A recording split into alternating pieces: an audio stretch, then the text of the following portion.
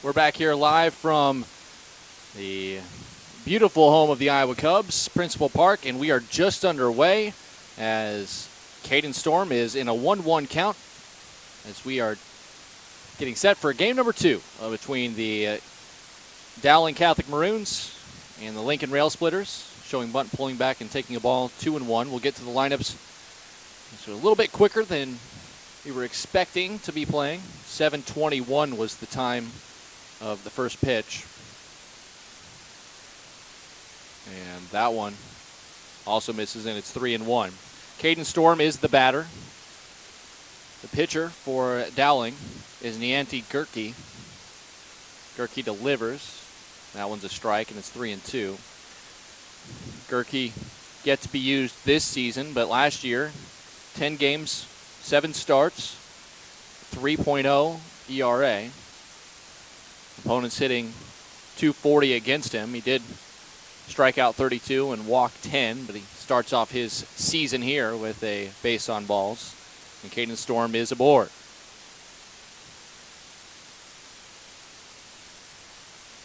That'll bring up Reese Martin. Martin in the first game, bat in the 3-hole, went 1 for 2 before being listed for a pinch hitter when the game was out of reach. This one fouled off, straight back, and out of play. 0-1. You missed our first game. It was Dowling Catholic, a 12-2 run rule victory. 5 innings of play necessary for that one. Not a big lead from Storm, but this one bounds away, and it'll go all the way into the dugout. Oh, he has no idea where it is. Catcher, Bickford. But it went into the dugout, so it's a dead ball there. It actually went all the way, bounced off of the plate, which obviously gives it a bigger hop. So Brandon Bickford, the catcher already, having to get himself working as this one popped foul out of play again by Martin, and it's 1-2. Storm now at second. The wild pitch. Storm, by the way, in the first game went 1 for 3 with a single, stolen base. Shadows basically over the entire front half of the infield. The ball will be released in the shadows as this one fielded cleanly by the sophomore Blake Anderson, chases the runner back to second, makes an accurate throw to first. This Blake Anderson, for being a sophomore, we saw an amazing game from him at the plate. He went 3 for 3 with a couple of runs scored, and 3 runs scored rather, and 2 RBIs in the first game of this doubleheader. And there he shows off the glove, reaching up, making a great snag on a one-hopper. Looked Storm all the way back to second base, and then made a strong throw to get Martin out for the first out of the inning. Brings up Cooper King, who takes a ball 1-0. King in the first game was batting out of the cleanup spot. He went 1 for 2 with a run scored. Storm dancing around at second. And a strike delivered here by Nianti Gerke.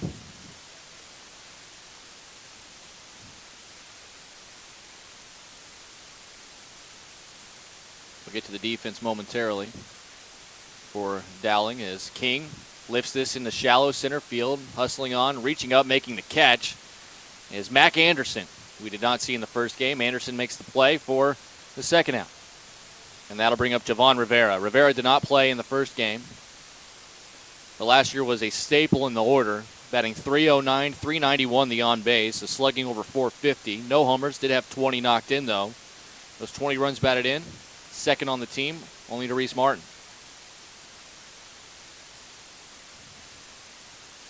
First pitch, a swing and a miss. Storm trying to take third base, does, and then the ball gets by the left fielder, and he'll be allowed to score. So Lincoln gets on the board with some aggressive base running of their own. Stealing third is Storm. The throw from Bickford bounced in, got away from Anderson. It took a little bit for Storm to get back to his feet from third base, but as Derek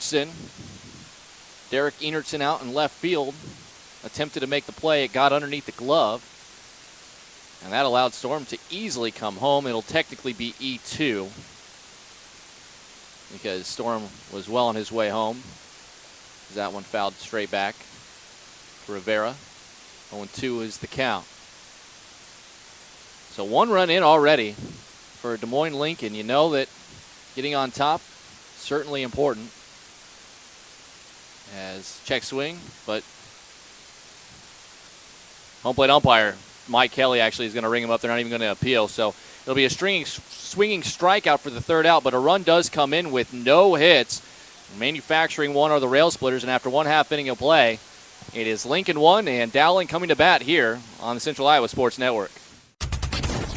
In a recent spring storm, a freak tornado formed and moved through the north side of Shattenkirk Chevy Waukee. Depending on damage, most new vehicles with minor cosmetic imperfections. Affected new Chevys will be sold for thousands below market value, with a limited number of storm-damaged vehicles available. Time is of the essence to take advantage of this opportunity. You get the rebates and discounts. Now take thousands more off storm-damaged vehicles. Limited time savings. Shattenkirk Chevy Waukee. WaukeeChevy.com. We might not always know what the day will bring, but some things are certain. The sun will rise and your lights will go on. That's because at MidAmerican Energy, we're obsessively, relentlessly committed to providing you energy when and where you need it, to connecting with you and keeping our communities safe and strong. Because the most important thing we put our energy into is you. We're obsessively, relentlessly at your service. 1-0 Lincoln as they scratch across the run without a hit. A walk. Taking second on a wild pitch by Caden Storm. He stole third and then on a wild throw to try to get him at third base.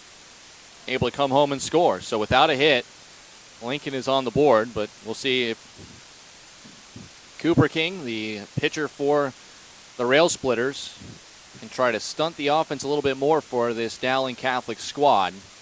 Adam Brauk is the first batter. He will be followed by Blake Anderson and Hank Hemrick, the same top 3 we saw in Game 1.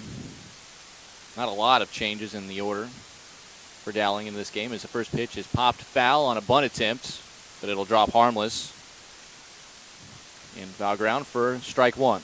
Brauk, the senior, in the first game went 2 for 4, 2 runs scored, and an RBI.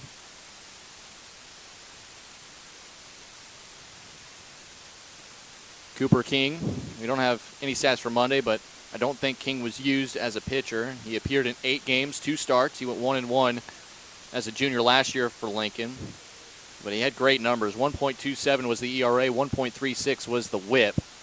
That's popped up. This should be playable. And foul ground right side. Zach Williams ranging and makes a juggling catch up against his body after it slipped out of his glove, but it does count nonetheless in foul ground for the first out. King's pitching numbers, once again, opponents just hit 155 against him last year. He struck out 13 in 11 innings and walked just 6. He did hit 3 batters. And up next is the sophomore Blake Anderson. What a game we saw him have, and we already saw him make a great defensive play in the field in the top of the first as he takes a ball here 1-0. Anderson went 3 for 3, 3 runs scored, and 2 RBI in that first game. The one time that he didn't get a hit, that he came to the plate, he was hit by a pitch on a 3-0 count. 2-0, the count to him here with Hank Hemrick on deck. This one in the dirt, and it's 3-0 to Anderson again in his first plate appearance.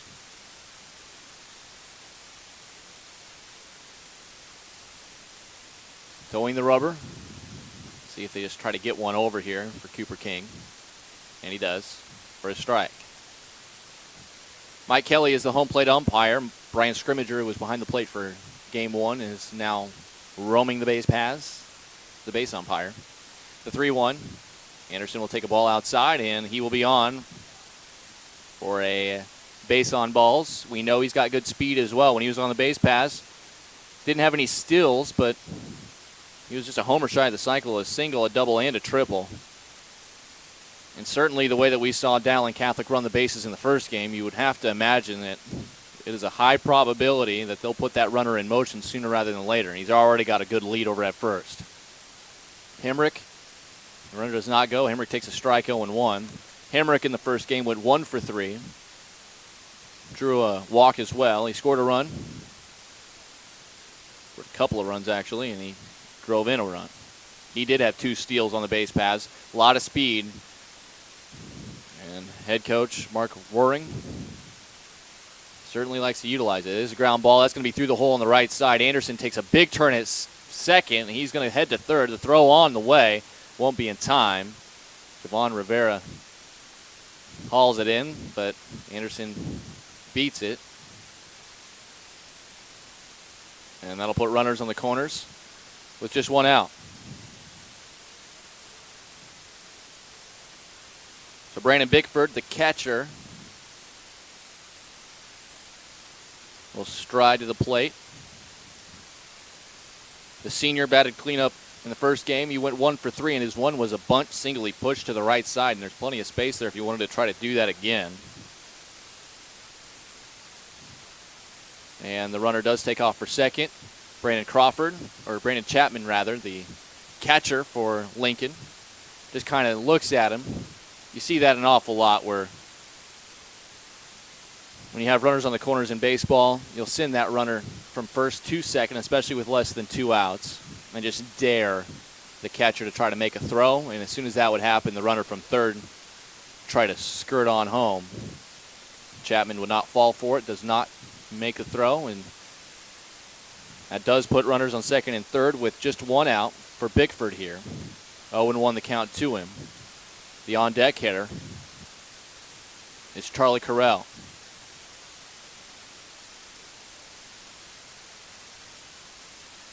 With first base open, see Chapman having a conversation as this is just pulled a little foul, a little chopper. Bickford in the hole 0-2. Chapman may be asking what exactly the strategy would be here, but it looks as though they're going to have the corners of the infield, even with the bag at the very least. Anything hit hard to the corners, they might come home and try to keep Anderson from scoring from third. And Bickford will call time.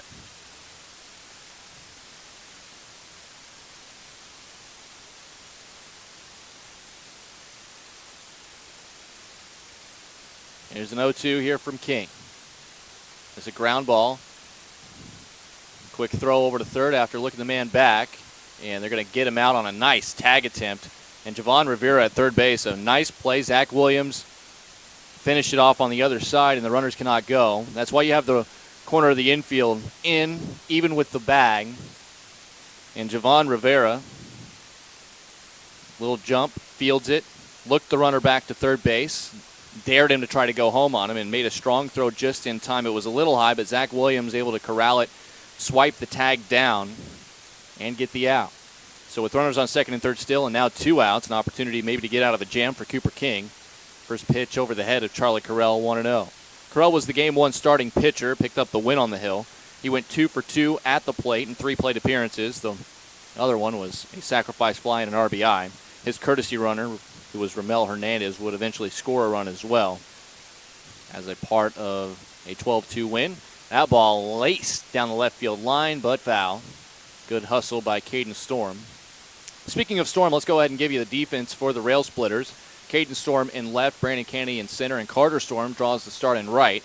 Javon Rivera is at third base with Camden Walker at short, Reese Martin at second, and Zach Williams at first. Brandon Chapman for the second straight game is behind the plate. Cooper King is on the mound. Blake Anderson, the runner at third. Hank Hemrick, the runner at second. Charlie Carell at the plate and a 1-1 count. 2 outs here in the bottom of the first inning. Lincoln with a 1-0 lead. Second game of our doubleheader. This pitch in the dirt. 2-1. Reason we're at Principal Park is part of the Iowa Soybean Association Summer Series. Several Central Iowa schools from not Central Iowa, getting invited to play some regular season games at Principal Park. As this is on the inside corner. Nice breaker in there from Cooper King. Evens the count at 2 apiece. That's a huge pitch because if it's 3-1, you're allowing a guy like Carell to tee off on anything he sees. Instead, catches the black of the plate. Now it's 2-2 and Carell forced to protect. King, a long look in, long enough for him to want to step off and regather himself. Owen Brown is the on-deck hitter, should the inning continue. 2 balls, 2 strikes. King sets and fires. This one bounces in. Good block by Chapman. Kept it in front of the plate, and that brings it full to Correll. First base is open. Chapman now going to walk out and have a quick word with his pitcher. Again, with first base open, you don't have to give him anything that he can hit well.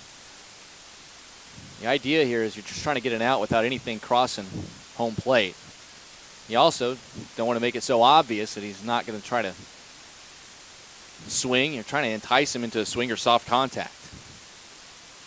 King will come set here for a payoff pitch. And that one fouled straight down. We'll do it again. Correll's staying alive. And with Lincoln holding a 1-0 lead here, this is a contentious at-bat. This is important because Dowling was able to get themselves on top and build that lead early. If you're Lincoln, they took a first-inning lead here, lead at 1-0, and they'd love to allow the bats to try to get them some more. This 3-2 bounces in, and that will be ball 4. So a good at-bat by Correll, but also smart for Cooper King, not just grooving a fastball right down the pipe and allowing Correll to do the damage. That is the second walk issued by Correll, and that'll bring up Owen Brown, who went 2 for 3, an infield single, a single into left field, an RBI, and a run scored. So he had a productive first game, and now he's got a chance to drive in some runs as this pitch is low. 1-0. Brandon Chapman having a workout here in this first inning behind home plate, and if you missed our first game, he had some highlight reel plays, not just blocking balls, but also fielding foul balls. Made an amazing sliding catch in front of the Dowling dugout early on in game number 1.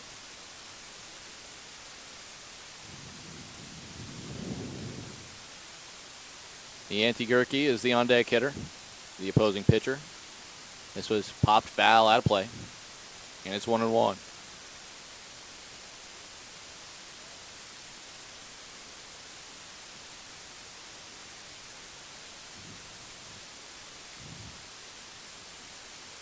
Stirrup sock look for the junior Owen Brown. Playing shortstop here for the Maroons. Brock facing a 1-1 count. 2 outs, bases loaded. This pitch, a big curveball in there for a strike. So King goes ahead 1-2. And again, a huge pitch here for King to try to get out of this inning with nothing across. 2 walks and a single.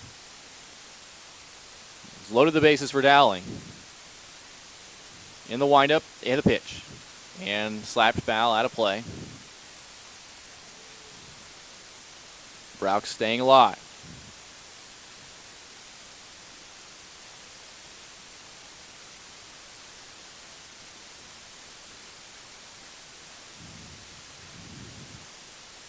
Still working out of the windup here with the bases juiced is King. This one bounces in, and again, Chapman making sure that he knocks it down.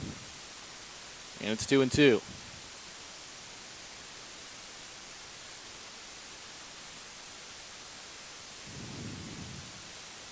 The windup in a 2-2 on the way. This is popped up. This could be playable. Zach Williams over by the dugout. He won't have a play as it's too far into the dugout. You'd have to have a go-go gadget arm, be able to reel that one in, but he was in play for it. Just a little too much spin on it.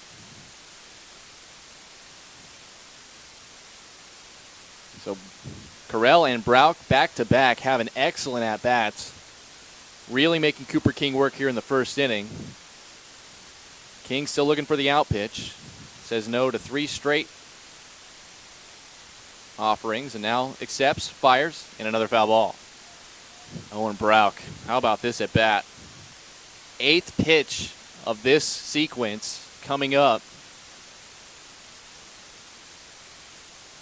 Wind has died down a little bit coming from the Des Moines River as the sun continues to set. Most of the left side of the infield now in the shadows. As this pitch just misses inside. Good check swing there by Brown. And that runs it full 3-2 with nowhere to put him. A highlight reel at bat, even though it's not over yet. This is exactly what you want out of your kids. Runners go. Ground ball knocked down by the shortstop, Waka. His throw to first base is in time. Bang, bang. It was close. But Waka does just enough with a strong throw over, and Lincoln gets out of a bases-loaded jam. We'll head to the second. It's the Rail Splitters leading the Maroons 1-0 right here on the Central Iowa Sports Network. Here's to everyone who believes in competition and good sportsmanship, who knows it's not about the trophies or the medals, but rather the lessons learned. For those who understand, it's not whether you win or lose, just that you give your best. So go ahead, lace them up, take the field, have fun, and play. For the experience, for the memories, for the love of the game. Shields. Why do I look for the seal? It's about trust. Whether I'm buying a car, hiring a contractor, finding a tax preparer, or an honest mechanic, the Better Business Bureau's seal means this business meets high standards. When I see the seal, I know I'll get what I pay for. No more taking chances and no more worries. And I feel good about supporting local businesses. My life is so much easier knowing I can always trust BBB accredited businesses. It pays to look for the seal. See for yourself at bbb.org/Iowa.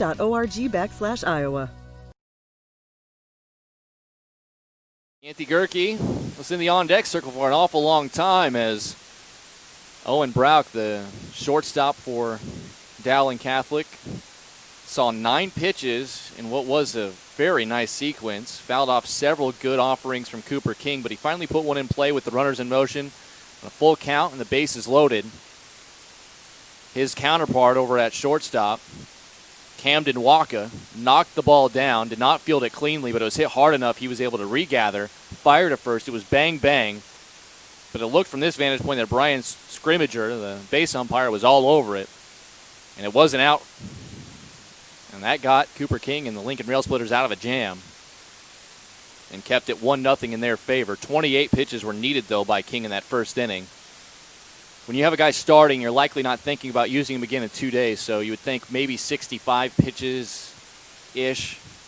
That would be the 3-day limit. They don't play again until Monday after Friday, so if you want King available for Monday, you can throw as many as you want him to throw.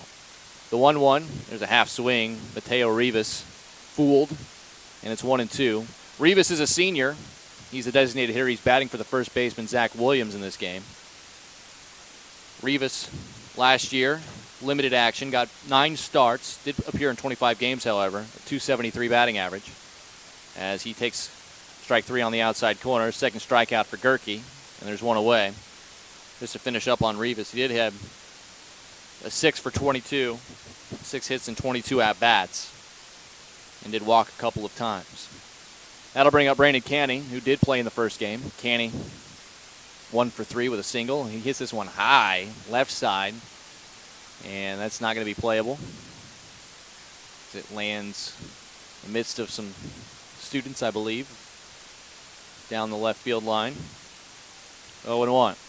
Yancey Gerke's defense behind him, Derek Enertson, is out in left field. He was in center in Game 1. Mac Anderson actually is going to be your center fielder, the junior getting the start here in Game 2. Hank Hemrick in right, as Canny fooled on the off speed. And you can see Brandon Bickford with the glove kind of saying, yeah, that was a good one. 0-2 now to Canny. We'll get to the Dowling infield here after this pitch. 0-2. Popped up, foul, out of play. We'll do it again. Blake Anderson once again at third base with Owen Brown at short. Adam Brouk is at second. Charlie Carell at first base.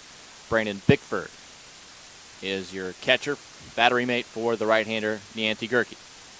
This one popped up on the infield. Who's it going to be? It's going to be second baseman Brouk. He's there, and he squeezes it for the second out. And now catcher Brandon Chapman will step in. Chapman 1 for 2 in the first game.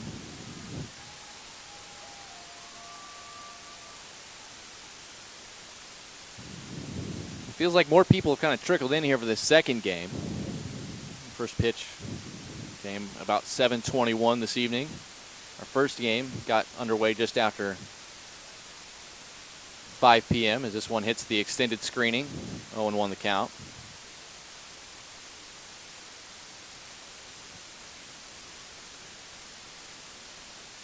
Chapman has had some extended discussions with the Dowling dugout from time to time. This one up high, 1-1. In the first game, in the first inning, he made an incredible sliding catch in front of the Dowling dugout and immediately was talking to some guys in the dugout, so much so that umpire Brian Scrimmager had to come over and basically say, all right, guys, let's calm down a little bit here. It's a line drive out to left field right at Derek Enertson, and it's a quick 1-2-3 inning, though, for Nianti Gerke in the second. We'll head to the bottom half of the second frame. It is still Lincoln 1, Dowling nothing here on CISN. Central Bank, proud to be a long-standing Iowa tradition. Founded in 1887 in Storm Lake, we've grown over the years from that one location to a bank serving northwest and central Iowa, employing more than 200 people in the region. Being here and being from here, it makes Central Bankers unique in the banking world. Decisions are made here. Investments of our time and resources are made here. For us, banking is still about people. Our reverence for community and hard work speaks to a proud Iowa heritage. Our passion for small business to bold new directions forward for our bank and the Iowans we serve. Thank you for your support of Central Bank. Let's keep it going. Let's plan together. Let's execute for Iowa's small business, agricultural, and individual banking customers. Central Bank is ready to make it happen. Member FDIC.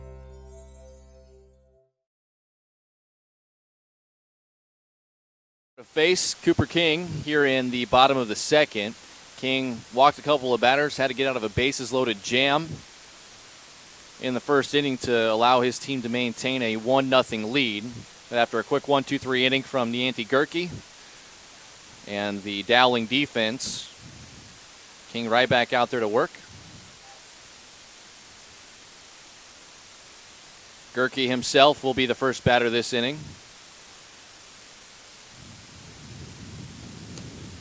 Gerke, game one, was batting in the 5-hole. Did go 0 for 2.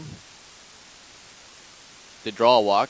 He hits this one hard down the left field line, and that one will end up well in the seats. But it's about as hard hit a ball we've seen down the left field line. If you didn't hear us in the first game, kind of the wind situation, it is blowing pretty solid right now from right center field toward the left field corner. Anything hit to left field will have a little bit of carry on it. Anything to center or right field we've seen pretty much die if it gets hung up in the wind. Haven't seen much even to standard depth in the outfield in both right and center, but the left field, if you hit it well, it will carry on you. It's now 2-1 here to Gerke.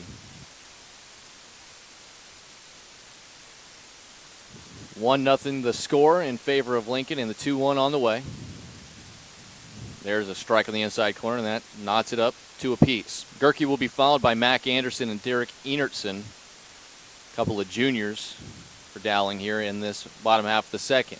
The 2-2, inside and low, and we're full 3-2.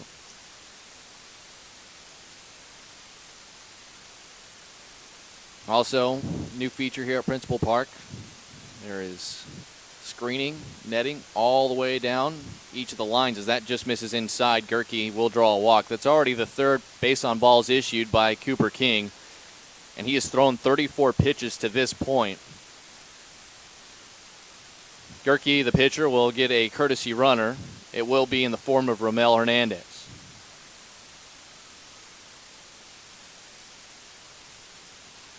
Hernandez did score a run as a courtesy runner for the pitcher in game one. That was Charlie Carell. So Hernandez may have checked on immediately here by King. And he is back in plenty of time standing up. Mac Anderson, in the first doubleheader of the season, went 1 for 4. So he'll take a strike here, 0-1. The hit was a single, and it did drive in a run. He also drew a walk and was hit by a pitch. So reached base 3 times out of 6 plate appearances. Pretty good lead over there by Hernandez. Is not running. This pitch just misses high around the letters. It's 1-1. With each passing inning, more and more shadows creeping across the diamond. A little bit of shadows now hovering around the first base area. This ground ball is going to be an opportunity for a double play. 6-4-3. Camden Waka to Reese Martin, over to Zach Williams. And a double play. Empties the bases, and with 2 outs, that'll bring up the 9-hitter Derek Enertson. As well turned. Good job by Waka. You know, when you're that close to second base, a lot of times for a middle infielder, they have to make a determination, split second. Do I take it myself, or do I just go ahead and try to make a throw? And he made a nice, accurate, soft toss to second baseman. Martin turned it over nicely.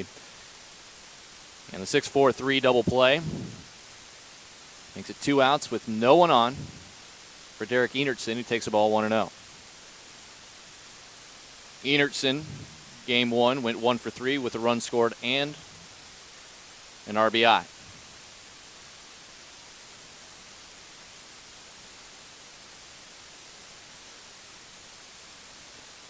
Cooper King, a right-hander, now working out of the windup again. This one off the fist in the shallow center, and that'll drop in for a 2-out hit.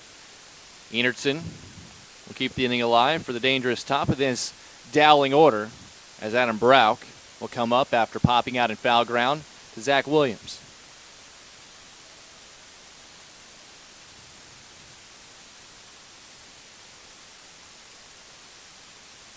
Adam Brauch, the second baseman of the 2 Brauchs that make up the middle infield for Dowling. Quick pickoff throw. Enertson did go 2 for 2 in stolen bases in Monday's doubleheader against Des Moines North. Did not have a steal in game 1, the one time he reached base, as there's a strike to Brauch. 0-1.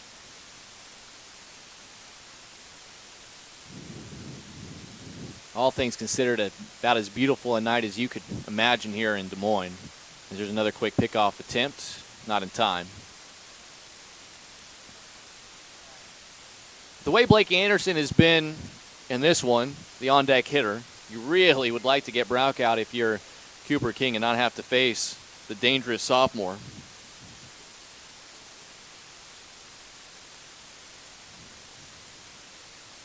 Enertson continues to dance. He's got a pretty good lead at first base. And in that first game, Dowling was so aggressive on the base paths. Multiple steals, a lot of extra bases taken. This is chopped up the middle. It's taken. Little throw to second, but it's off the mark. As good as the first play was by Waka at short to set up the double play, this one you almost want to just tell the kid, I know it was a short way to second, but it's a tough angle to throw it back behind your body, and Martin could not handle it. That'll go E6. That's a tough break for Cooper King, who should have been out of the inning. And those are the kind of plays, young player, have to talk to him. What he was seeing, did he not think he could make a throw to get Brauch out at first base? He does move the line down the line really well. As Anderson takes a strike here, 0-1. But with a guy like Anderson looming in the rest of the middle of this order, not far behind, now you're really putting a lot of strain on your pitcher and Cooper King to try to get out of this unscathed. Lincoln does have a 1-0 lead, though. With runners on first and second and 2 outs, just 1 pitch away from getting out of another jam. He did strain the bases loaded, did King, in the first. The 0-1. This one bounces in, and once again, Chapman, an excellent play. He'll make a late throw back behind the runner Enertson at second, but not in time.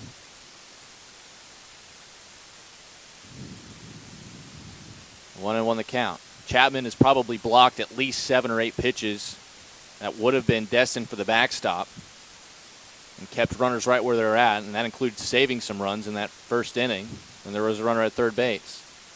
That pitch misses, and it's 2-1. Haven't seen anybody warming up yet for Lincoln. A lot of pitches being thrown here by Cooper King the first couple of innings, but again, like we mentioned, with him being the starter for this game, the next time you think they would want him available is Monday, which means the pitch count basically irrelevant for him, just as much as you're comfortable having him work. This pitch is high over the lettering, and it's 3-1. Dowling with those uniforms, they have the D on the upper left chest in that maroon color, block number on the back. Real classic uniform style. Several players with a high sock look, including some with stirrups. As a 3-1 on the way. Paints the outside corner for King, and now it's full to Anderson, 3-2. They have yet to get Anderson out at the plate. He was hit by a pitch and a single, double, and triple in the first game, and he drew a walk first time up here in this game. The 3-2, 2 outs, 2 on. This pitch just misses high. That was close. And Anderson again draws a walk. That is the 4th walk that King has issued, so he has not helped himself in that regard. But now with Hank Hemrick coming up, another dangerous bat. The bases again loaded with 2 outs here, and Cooper King being asked to work out of a big jam. Hemrick singled through the right side and stole a base in that first inning, but was stranded, as was a couple of other runners. Now he's going to try to get somebody home as Lincoln nursing a 1-0 lead. King again is going to take his time. I mean, you can just feel how important these early inning outs are. So Dowling cannot get up on the scoreboard. Lincoln knows that their best chance to win a game against this Maroon team is to try to get on top early and stay on top. As this pitch high, 1-0. Lincoln 0-3 this season. They lost both games against Southeast Polk at home on Monday. Lost the first game here in 5 innings, 12-2. Would love to give themselves a chance to earn a split here and get their first win of the year. The 1-0. Strike on the outside corner, and it's 1-1. For Dowling, quite the opposite. They played a down Des Moines North program on Monday and swept them in a doubleheader, 11-0 and 15-1, and then won the first game here to move to 3-0. Hemrick, another left-handed bat. And King again working very methodically out there on the rubber. On deck, if Hemrick were to reach, is the cleanup hitter Brandon Bickford. 1-1 and the pitch. And a swing and a miss had Hemrick fooled badly that time on a breaking ball that was well in front of the plate. And Chapman again, a workman-like block, not allowing the runners to even think about advancing. So, once again, Cooper King 1 strike away from getting out of a bases-loaded jam here early in Game 2. King accepts. Now he'll set. He's working out of the stretch. The 1-2. Swing and just fouled. Hemrick staying alive, and we'll do it again.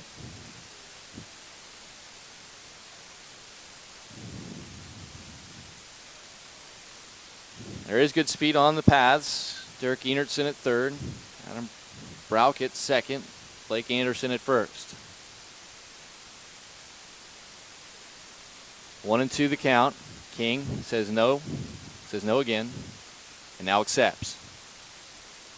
Comes set, belt high, swing, and that one in the dirt, and he's going to step on home plate for the force out as that ball was in the dirt, swing and a miss. Another good breaking ball, and again Cooper King works out of a jam. And you see Brandon Chapman just kind of teasing the runner at third base and then just puts his toe on home plate for what was a force out, and that'll do it.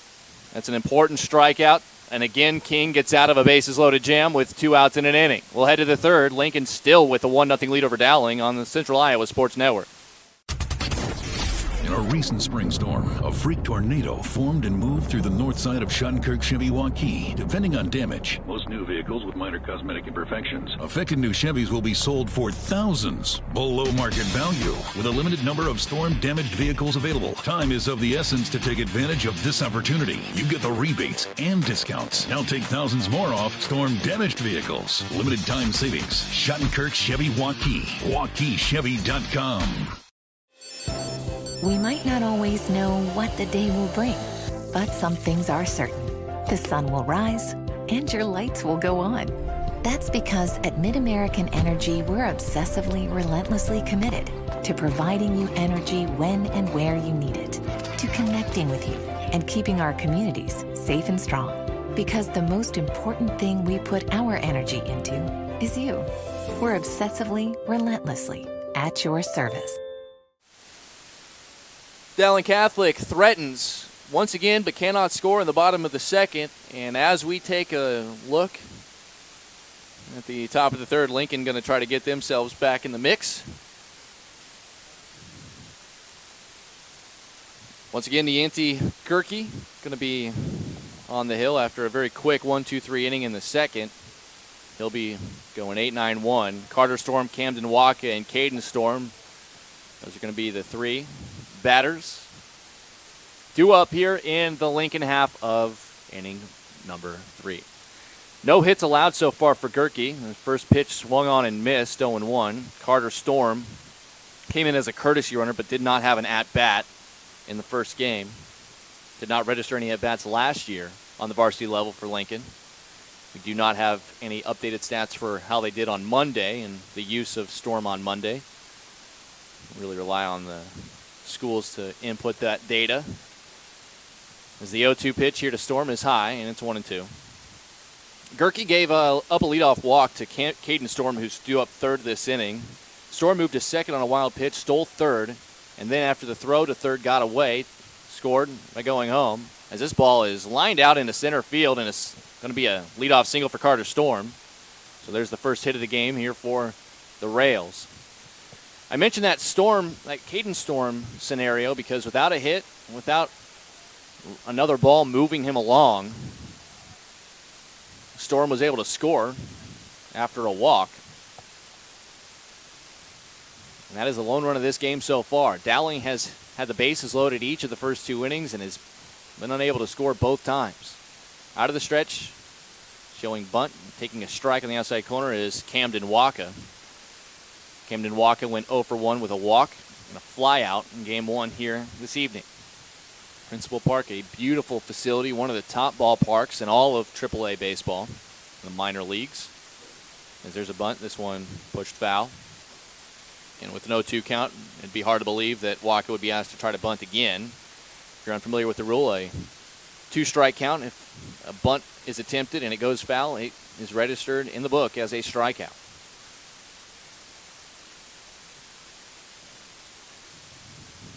The sun continues to set. Almost all of the infield finds itself in the shadows. All of left field is, and deep center field in the shadows. So really just right field finding itself in some sunlight. If Hank Hemrick out in right field were to see a fly ball in his direction, he might have to shield his eyes from the sun. But other than that, for the most part, everybody else is finding it in the shade, and these beautiful Musco LED lights are on and ready to go when asked. There is a bunt with 2 strikes, and it's well done. Underhanded flip from Gerke, but it is a successful sacrifice with 2 strikes. Well done by Camden Waka. You do not see that too frequently, and he'll get plenty of praise as he heads back to the Lincoln dugout. As he moves Storm along, 1-3 is the put out at first base. And Carter Storm at second for brother Caden Storm, who comes to the plate after his adventure around the base paths in the first. Mentioned drew a walk, reached second on a wild pitch, stole third, and then on the throw to third to try to get him out, it went to the outfield, and he was able to score on that play. First pitch just misses, pretty close, but it's a ball, 1-0. The wind's still pretty consistent. It has died a little bit from the gusting that we saw earlier when we were getting started at about 5 and 5:30, but it's still probably close to about 15 miles per hour from right center field to the left field corner, basically blowing straight along at the Boyne River that is out there beyond the right field fence. Beautiful Iowa State Capitol, of course, sitting well out in the East Village on center field. Making one of the most picturesque views for fans in all of the minor leagues. 1-1 the count to the Lincoln leadoff batter, Caden Storm. Base hit here, very well could double Lincoln's lead. Storm good speed at second as this pitch leaks inside, and it's 2-1.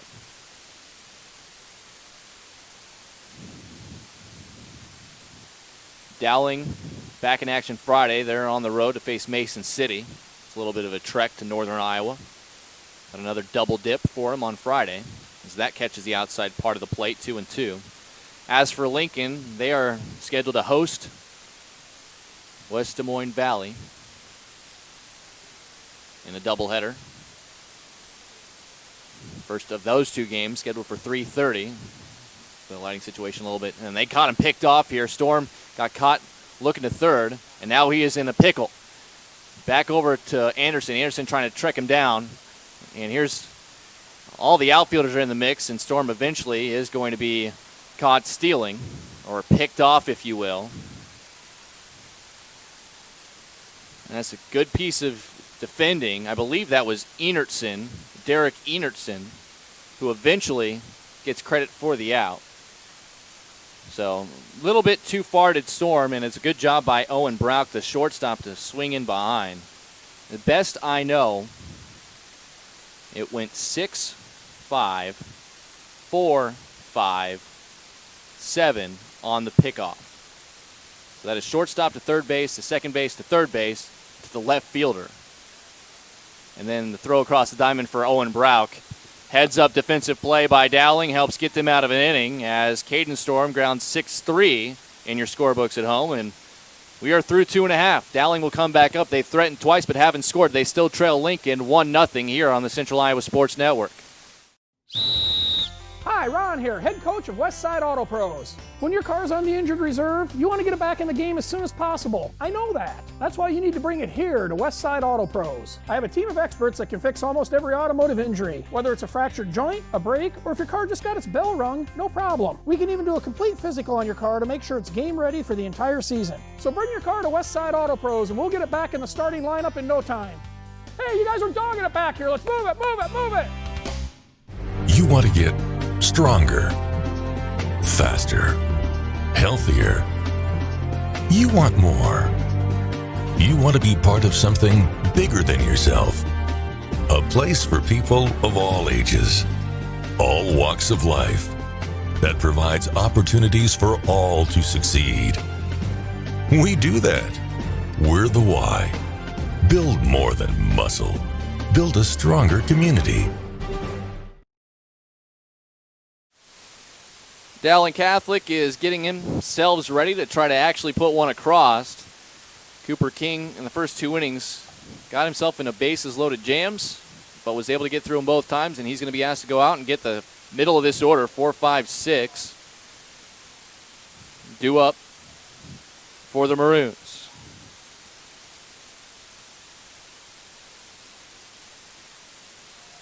So Brandon Bickford is up. 52 pitches already being thrown, but as we mentioned, not really an issue in terms of availability for King, as they're just going to want him ready for next Monday when they take on Ames. First pitch fouled back by Bickford, 0-1. He grounded to third. Devon Rivera made a nice play and held runners where they were, not allowing anybody to score back in that first inning. The 0-1. This one a little bit low, and it's 1-1. Just a matter of pitch count. The way the coaches feel comfortable, how many pitches they feel comfortable having King throw, and how many King feels good throwing here at his first appearance of the season. That one's in the dirt, and it's 2-1. Having to throw 52 pitches in 2 innings is an awful lot. But as you could imagine, the getting outs and keeping zeros on the scoreboard is the important part. It's now 3-1. Already walked 4. Control has been a little bit of an issue for him, but he's come up with the pitches when he's needed them. This one inside, and it is ball 4.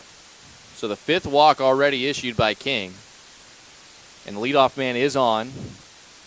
Bickford will be courtesy run for here by Austin Klein.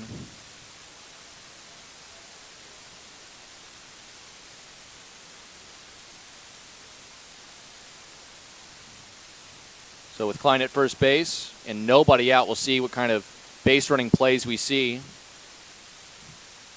As a quick pickoff throw is not in time. Mark Wuring.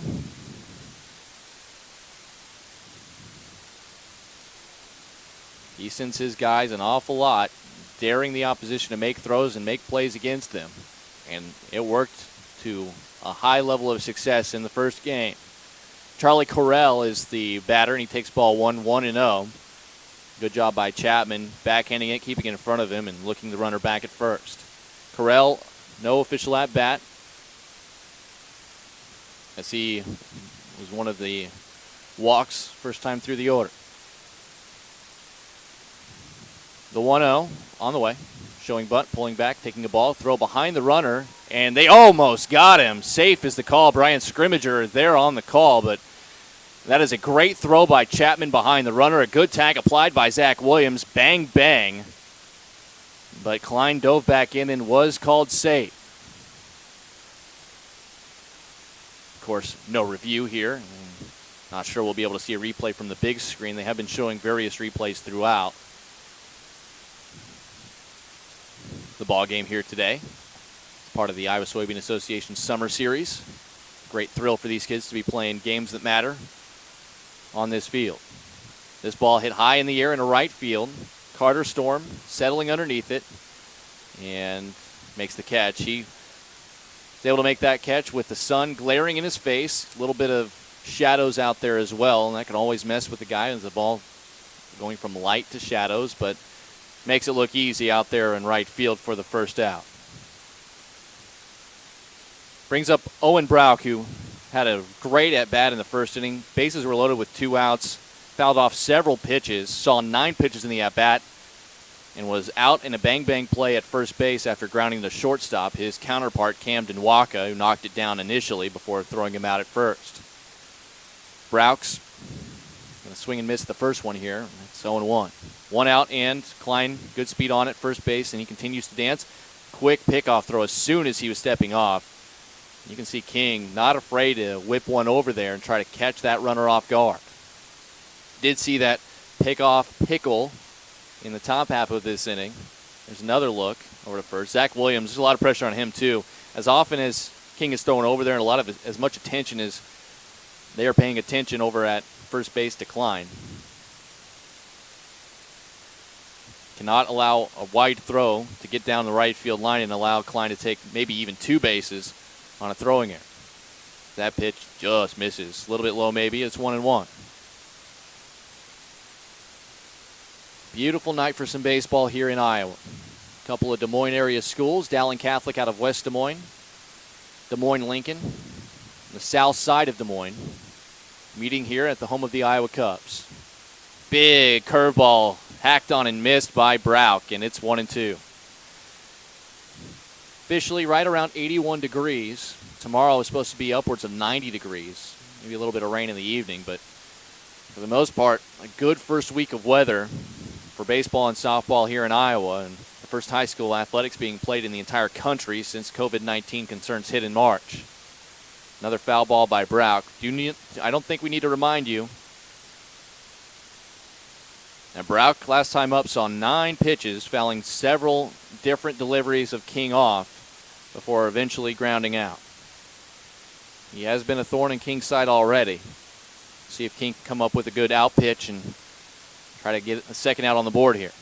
1-2 is the count with 1 out and a runner on first. Klein is going to take off for second. That ball hit hard down the left field line. Running over is Caden Storm into the corner, reaches up and makes the catch. That ball carried and carried and carried by Owen Brown. And I told you early on, that's the one spot in the field that ball will continue to fly without being knocked down by the wind. And Brown thought he might have extra bases, but Caden Storm stuck with it and made an excellent catch, jogging back into that corner. And that forces Austin Klein to retreat back to first base, no advancement. And now with 2 outs and a runner on first, Nianti Gerke going to try to help himself out. He drew a walk first time up in the second. Now Klein goes again. This one a called strike, throw down to second base, and it is in time. Excellent throw by, and a little shrug by Brandon Chapman. This guy is worth the price of admission. Chapman throws out Klein, stealing second, and that'll retire the side. And a little MJ shrug and a little wave as he heads back to the dugout. Through 3, Lincoln still leads 1-0 over Dowling, live here on CISN. Here's to everyone who believes in competition and good sportsmanship, who knows it's not about the trophies or the medals, but rather the lessons learned. For those who understand, it's not whether you win or lose, just that you give your best. So go ahead, lace them up, take the field, have fun, and play. For the experience, for the memories, for the love of the game. Shields. Why do I look for the seal? It's about trust. Whether I'm buying a car, hiring a contractor, finding a tax preparer, or an honest mechanic, The Better Business Bureau seal means this business meets high standards. When I see the seal, I know I'll get what I pay for. No more taking chances and no more worries. And I feel good about supporting local businesses. My life is so much easier knowing I can always trust BBB accredited businesses. It pays to look for the seal. See for yourself at bbb.org/Iowa. Lincoln doing just enough to keep themselves in control. And by control, I mean a 1-0 lead. They only have one hit on the scoreboard as well. That runner who got a hit was erased on a wild pick-off pickle back in the top of the first. Either way, a run's a run, and they're 2-3-4 hitters. This is the bigger part of the order. They're going to bat. Reese Martin, Cooper King, and Javon Rivera due up to face Nianti Gerke, who's out there for his fourth inning of work. He's only thrown 40 pitches. The first pitch here is a swing and a foul tip, and so 1. Martin, a ground out to Blake Anderson at third base in the first. That pitch, by the way, officially eliminates Gerke from his being available on Friday, as this ball is hit in the air into right field. Taking a couple steps back, now running on, is Hank Hemrick, and he'll make the catch for the first out. Gerke allowed just the one hit and has walked one. Other than that, he's been spotless to this point. And that'll bring up Cooper King. King flew out to center in the first, in his first plate appearance, and he's doing what he can to try to help out Lincoln from the pitcher's mound through 3 innings. As this ball flared into foul territory, diving attempt, unable to make the catch though, Charlie Carrell. He was there on the dive. He got his glove on it, just could not quite make the play, but an excellent effort there by the junior first baseman. So 0-1 is the count to King. We mentioned Gerke's availability with the pitch count rules. As soon as you go over 40 pitches, you need 2 days rest. There's a strike, 0-2.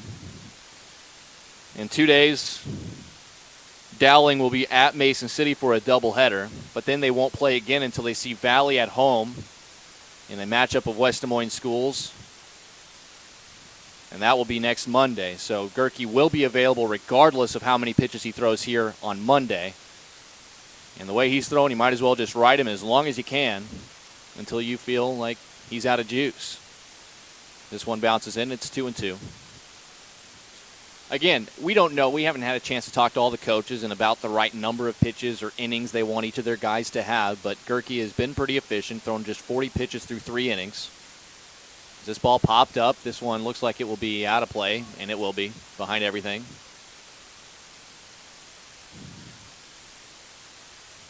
Still 2-2. 1 out, nobody on here for the Rails.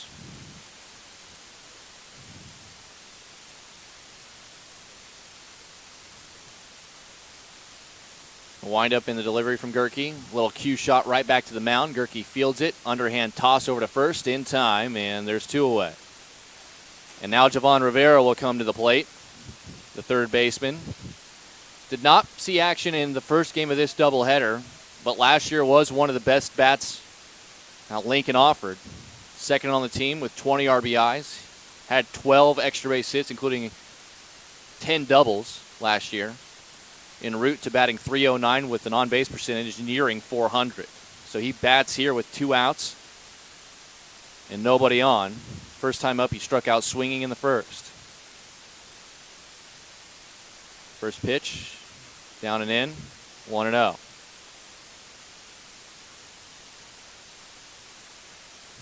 Gerke sets and winds up working with a pretty good clip here and hits a strike on the outside corner.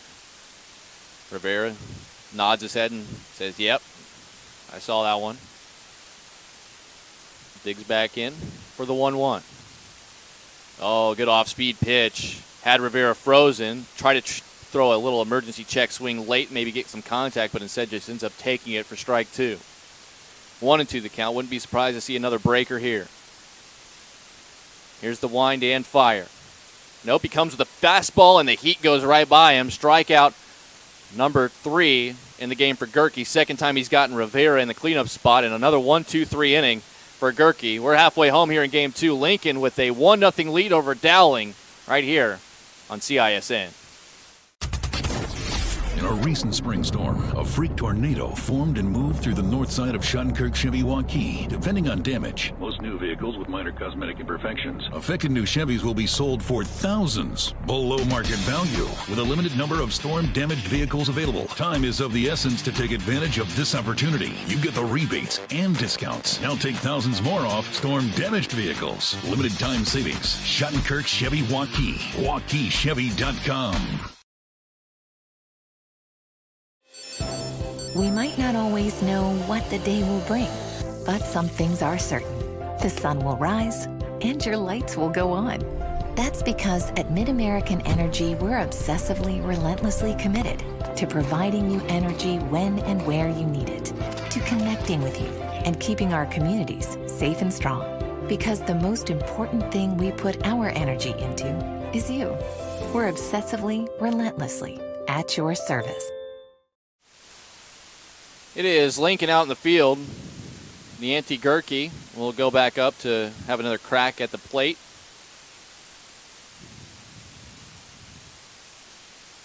Gerke saw a strike while he was at the plate, but right after that, Brandon Chapman, the catcher for Lincoln, chucked out Austin Klein, attempting to steal second. So Gerke instead will lead off here in this bottom half of the fourth inning, his team trailing 1-0. Dowling with a convincing 12-2 win in 5 innings in the first game of this doubleheader, as this catches the inside corner, and it's 1-1 here to Gerke.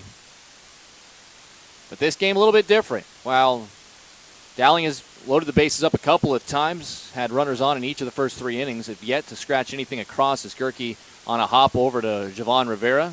He winds up, a cannon over there at third base. I was about to say he waited an awful long time to try to make a throw, but man, it was on a rope. Accurate over to Zach Williams, and that's the first out of the inning. That was an absolute laser from Rivera. Gotta love that. Those guys on the left side of the infield, when they have big arms, they love to show it off. And that's what you saw there from Rivera, and it was accurate. First pitch misses just high to Mac Anderson, number 8 hitter. Anderson grounded into a double play back in the second, up the middle. It went 6-4-3. This one in there, 1-1.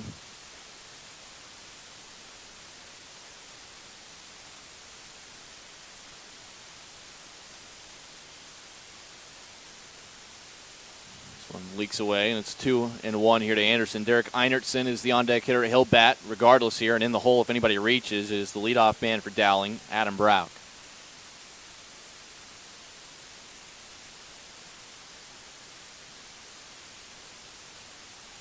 This one a strike, and it's 2-2.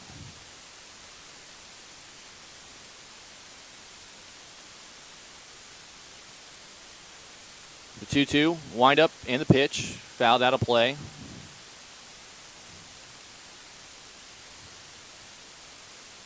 We'll do it again.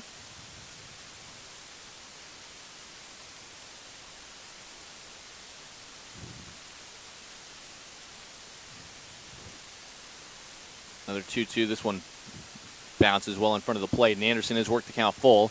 The junior playing center field here in Game 2 did not play in Game 1 for the Maroons. Obviously a good thrill for all these guys to be able to play here in a regular season game at Principal Park, but this one bounces in, and that's the 6th walk issued by Cooper King. The fact that none of them, to this point at least, have scored is a real testament to the ability he's shown to get himself out of trouble. Derek Einertson is the batter now, the number 9 hitter. He blooped a single into center back in the second. Quick pickoff throw over to first base, not in time.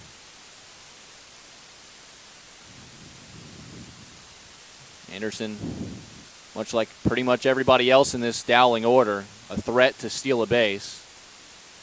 As there's a good pickoff attempt, but Williams able to keep it in front of him. Not sure they would have had him even if he comes up with it clean.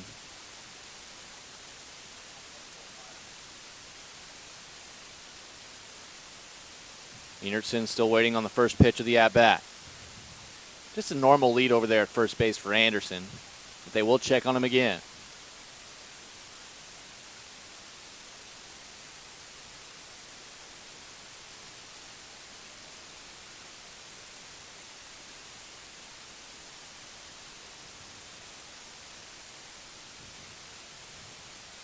King sets and delivers. This one comes inside, and the first pitch a ball.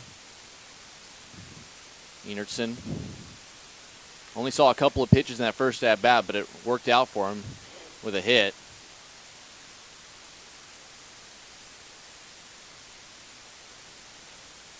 The 1-0, one out, runner on. This ball, ground ball, right side. It's going to be fielded. Toss over to second for one. They're not going to have a chance to get the double, but Anderson is retired 4-6 up the middle. Middle infield staying busy for Lincoln. And Enertson reaches on a fielder's choice. So that will bring up Adam Brauch, the leadoff batter. He's 0 for 2. Popped out in foul ground to Zach Williams, the first baseman, back in the first. And then in the second, grounded up the middle. The shortstop, Camden Walker, kind of got caught in between on a slow-rolling chopper and tried to just shuffle a force-out toss behind him to the second baseman, Reese Martin. Martin couldn't handle it, so it was an error technically in the book that allowed Brauch to reach. Of course, nothing scored in that inning or any other inning so far for Dowling, and first pitch to him here is a strike 0-1.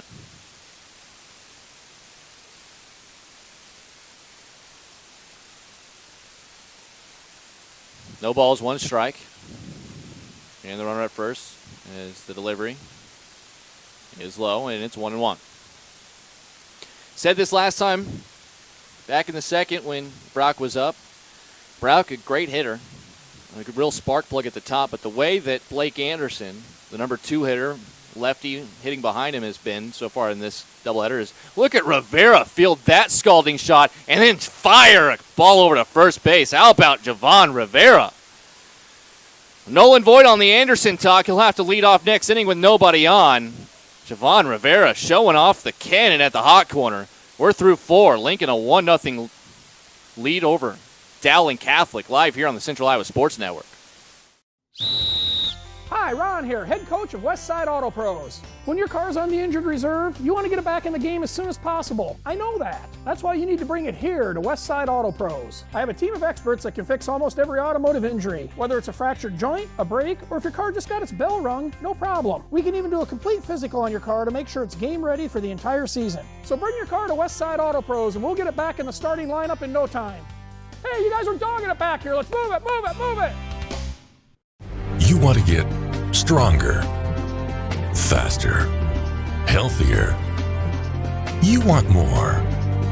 You want to be part of something bigger than yourself. A place for people of all ages, all walks of life, that provides opportunities for all to succeed. We do that. We're the why. Build more than muscle. Build a stronger community. Top of the 5th, Mateo Rivas, Brandon Canny, and Brandon Chapman going to be the 3 scheduled hitters to face Nianti Gerke, who's been all but unhittable. He's allowed just 1 hit, and that was a single into left field by the 8-hitter Carter Storm.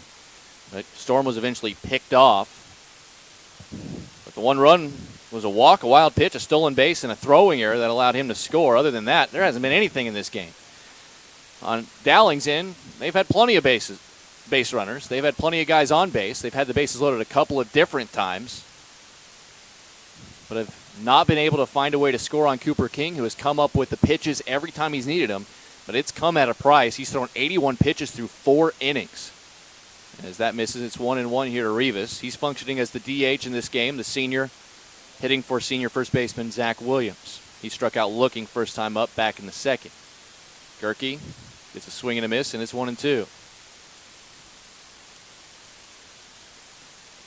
There is a little bit of action for the first time down the right field line for Lincoln's bullpen.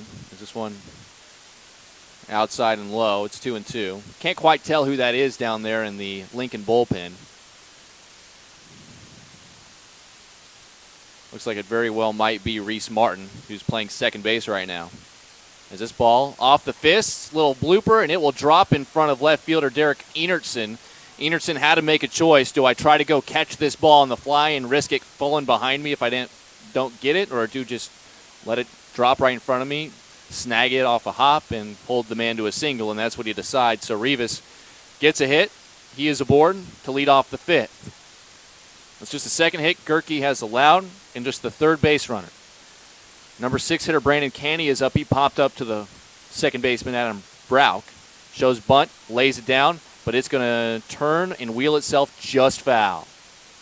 Very close, but it had a little bit of side spin on it and just kicked about an inch to the foul side of the first base line. If that thing would have found a way just to sit on that line, the line is in fair territory. There was no chance for Bickford, the catcher, to come up with an accurate throw to first base and get the speedy Canny, and that would have been big trouble for Gerke and Dowling with runners on first and second and still nobody out. Instead, it's just a foul ball, and it's an 0-1 count with a runner at first and those no outs. And then the big hack. So he goes with a bunt to try to move the runner along, and then he comes back with about a biggest swing as he's got, but it came up empty that time, and it's 0-2. Not a big lead at first base for Rivas. Here is the 0-2. That's off the outside corner. 1-2 the count. You can definitely see the different MO between these two teams on the base paths. Head coach Mark Roaring for Dowling loves his guys running the bases, taking the extra base when they can, as this ball is just a hair foul. Anderson fielded it with the backhand. Not sure he would have had a throw, but it was about a foot foul by the time it got to the base.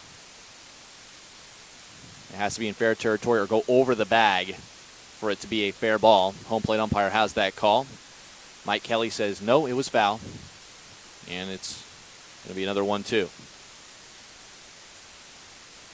Head coach Josh Klein for Lincoln likes his guys to stay close to base paths, and they're going to take what they can get based on a various amount of situations. As now the runner Rivas is going to head to second base. I think he had just forgot about what the heck was going on there.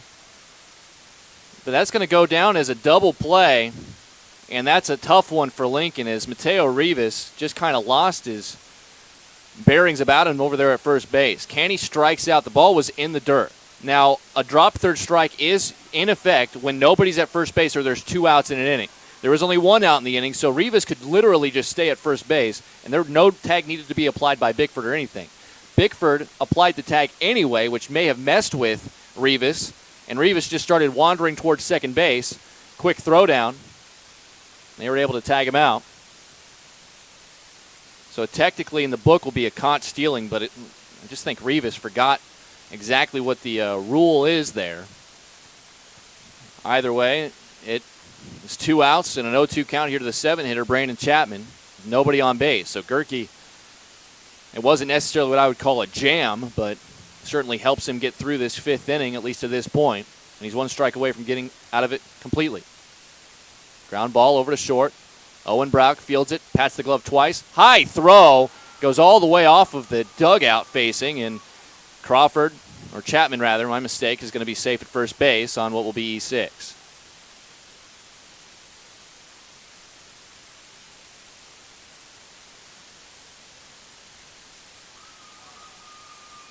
Going to have a courtesy runner over there at first base. I believe, try to get a good look. The numbers, the gold numbers on the maroon on the front, just a little too hard for me to read, but I'll try to get that identity for you as soon as I can. First pitch is a ball to Carter Storm. Storm has one of the 2 hits that Lincoln has in the game. Singled last time up in the 3rd, and he's 1 for 1. Comes up empty there. It's 1-1.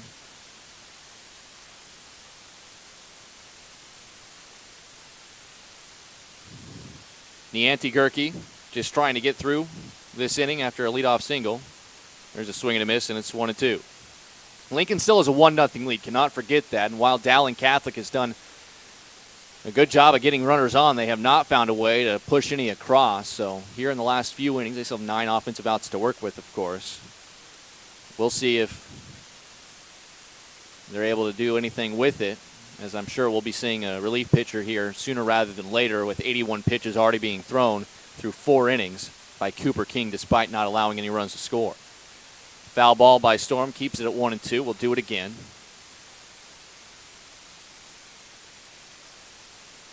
One and two the count. And a swing and a miss, strike three. So they get out of it.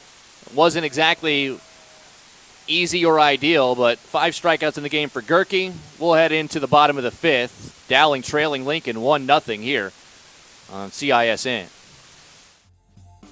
Central Bank, proud to be a long-standing Iowa tradition. Founded in 1887 in Storm Lake, we've grown over the years from that one location to a bank serving northwest and central Iowa, employing more than 200 people in the region. Being here and being from here, it makes Central Bankers unique in the banking world. Decisions are made here. Investments of our time and resources are made here. For us, banking is still about people. Our reverence for community and hard work speaks to a proud Iowa heritage.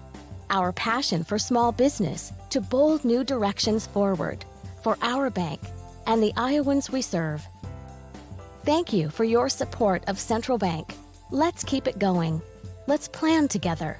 Let's execute for Iowa's small business, agricultural, and individual banking customers. Central Bank is ready to make it happen. Member FDIC. Well, for the time being, Cooper King is going to get another opportunity to continue this outing. He is not allowed to run through 4, but he has had to throw 81 pitches. He's walked 6 in those 4 innings. And he's going to have the dangerous 2, 3, and 4 spots in this maroon order as he tries to keep Dowling off the scoreboard. We did see Reese Martin, who's currently playing second, warming up in the bullpen while Lincoln was at the plate. We'll see if that is the contingency plan if King gets himself in trouble, as Blake Anderson puts a good swing on this one and fouls it out of play left side, 0-1. Anderson in the first game went 3 for 3, was hit by a pitch, had a single, a double, a triple, scored 3 runs, and had 2 RBIs. An awesome offensive game for the sophomore. In this game, he's walked twice. The 0-1 to him here is well outside, and it's 1-1. At what point does King get tired is also something you got to keep in mind. While he's worked himself in and out of trouble throughout this game, he's now at 83 pitches.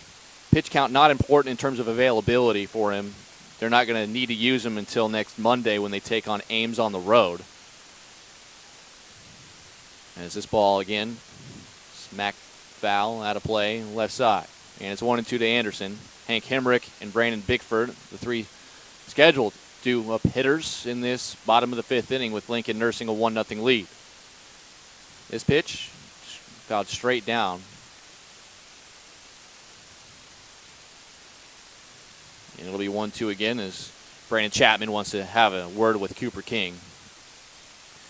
Now, there is an absolute maximum that a pitcher can throw. You just can't keep him out there forever if you want.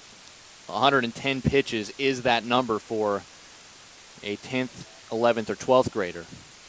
And with Cooper King being a senior, he falls obviously into that category as that's foul tipped. It is still 1-2. The absolute maximum that a pitcher can throw is 110 pitches. As this is fouled off the screen, Anderson continues to stay alive by just getting a piece here, a piece there. So we're keeping an eye on this pitch count, but we're still a solid 20-plus pitches away from the absolute maximum that King will be able to throw in the game without being removed. Ground ball, chopper 2-hopper. Reese Martin, right side over to first in time. That's the first time in the doubleheader that Blake Anderson has been retired at the plate. And with 1 out, that'll bring up the 3-hitter Hank Hemrick. He's 1 for 2, singled out in the right field, stole a base, and struck out swinging. The rule is you can get to 110 and finish to that batter that you're on. You cannot pitch to another batter after that. But the latest pitch count, 88. This first pitch to Hemrick is pitch 89 from King. So still about 22 pitches away from that mark. And a strike outside corner to the lefty, 0-1. King is going to get a lot of credit, and rightly so, for his ability to get out of jams. Had the bases loaded in each of the first and second innings.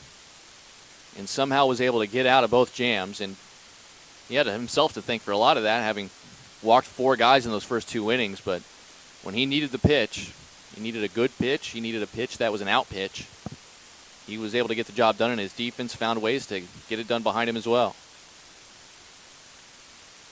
The 1-1 on the way. Up high. 2-1. And at what point does fatigue take over here for King, having thrown now over 90 pitches in the game? I'm sure he did plenty of throwing in the spring while he's waiting for the season to start, and I'm sure the arm is in pretty good shape. In terms of facing actual live hitters, this certainly is a big workload for a first game of the season. As this one lined out in the right field, it'll be a 1-out hit for Hank Hemrick. And the potential tying run is aboard here with 1 out in the 5th, and that'll bring up Brandon Chapman. It's the 3rd time through the order here for Dowling as well, and we know batting averages, as I mentioned in the first game, batting averages increase pretty drastically each time a batter sees a pitcher again. So 3rd time through, all these batters, you'd think their odds of making good contact continue to increase. We'll see if that's the case here for Bickford with a runner on first and 1 out. First pitch in the dirt, 1-0. Rivera, the third baseman, is in on the grass just in case Bickford wants to lay down a bunt. The reason he thinks that, even though Bickford is the cleanup hitter, Bickford laid down a perfect drag bunt or a push bunt down the first baseline for a base hit in the first game of our doubleheader. So he is an adept bunter despite being in an RBI spot. This one through the hole in the left side, a base hit. They will hold the runner at second. They don't want to try to run themselves out of a potential inning here. As Rivera playing in, Waka could not range over deep into the hole, so a seeing eye single allows Bickford to reach. And Austin Klein, who was caught stealing last time he was on the base paths, he will come aboard here after back-to-back singles. More action going to be taking place down the right field line. It looks like Dominic Sapali is going to be the guy who's going to start warming up a little bit for Lincoln in their pen, with Hank Hemrick at second and Austin Klein running for Brandon Bickford at first. It brings up Charlie Carell. The junior is 0 for 1, flew out to right last time up in the 3rd. He's also walked in this game. Cooper King needs an out of some sort here in the worst way. And it's a check swing. He went around, strike 1. Home plate umpire Mike Kelly had no problem with seeing that one. Said the intent to swing was there. He broke the plane of the wrist. And it's an 0-1 count. King shakes off a couple of signs, now steps off after time is called by Carell at the plate. Lincoln, a 1-0 lead. They have had that lead since the top of the first inning. Since then, though, it's been Dowling who's squandered several opportunities to try to score. This 0-1 in the dirt, and once again, Brandon Chapman keeping it in front of him at the plate. He cannot fall asleep here. Any free base allowed on a wild pitch or a passed ball very well could spell doom for Lincoln. At least they have the double play in order, and they've already turned a double play in this game. The 1-1, just off the inside corner, 2-1.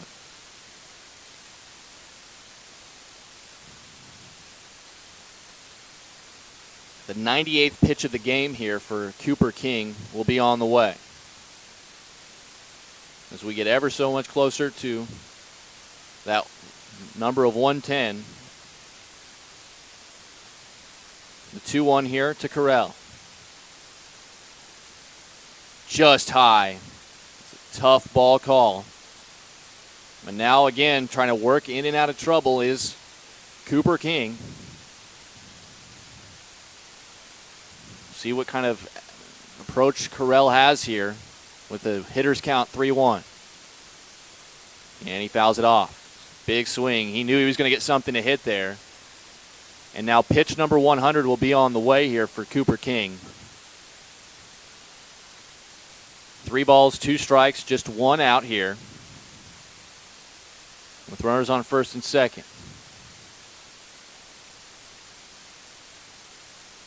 King comes set and fires. And that one fouled straight down. We will do it again. Just one pitch at a time here as Chapman again wants to stroll to the mound and get a little bit of conversation of exactly what they're doing here. King stretches out the neck a little bit. Real workmanlike outing for the first time this year for Cooper King. 3-2 the count. One out and runners on first and second. The payoff pitch. Line drive through the hole right side. Hemrick getting waved around. He will score. Being held at third base is Klein. It was a good accurate throw from right field to hold the runner, but the game is now tied on an RBI single by Charlie Carell on a full count pitch. He takes second on the throw home.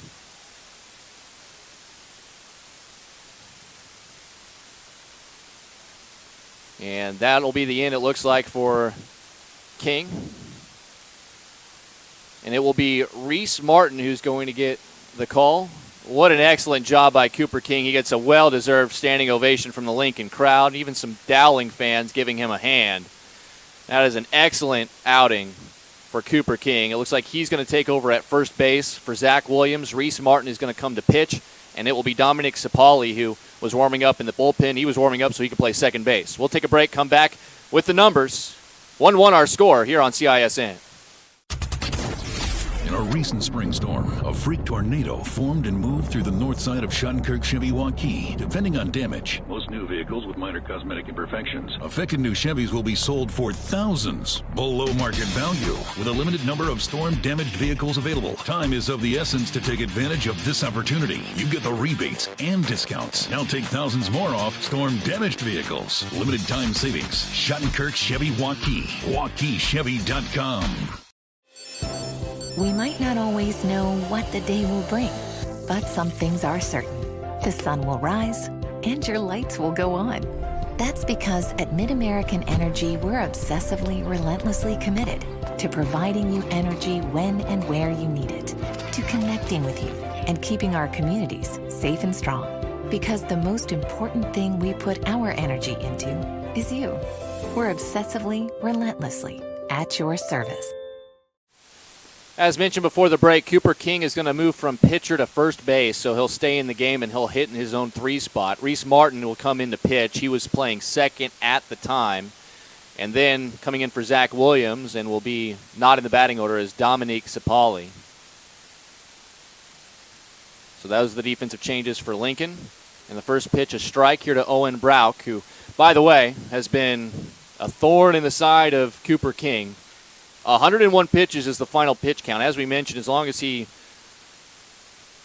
was not being planned to be used on Friday, pitch count was pretty irrelevant in terms of availability. As this ball hit hard into center field, ranging over is Brandon Canny. He'll make the catch, tagging from third, and on his way home is Austin Klein. He will score. Throw will come in at third base, but not in time, as both runners will advance. Owen Brown gets himself a sac fly, and Dowling takes a 2-1 lead. Good situational hitting there. A deep fly ball to center by Brown.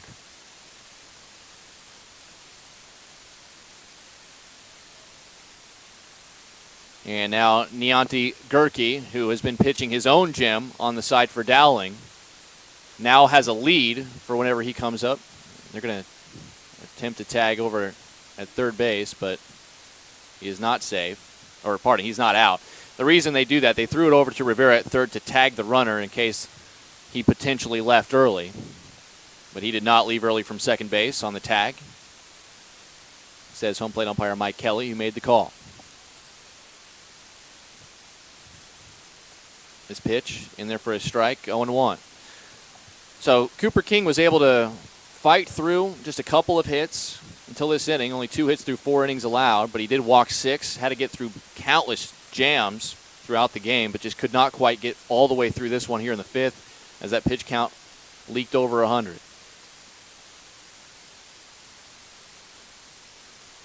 And quickly 0-2 here to Gerke.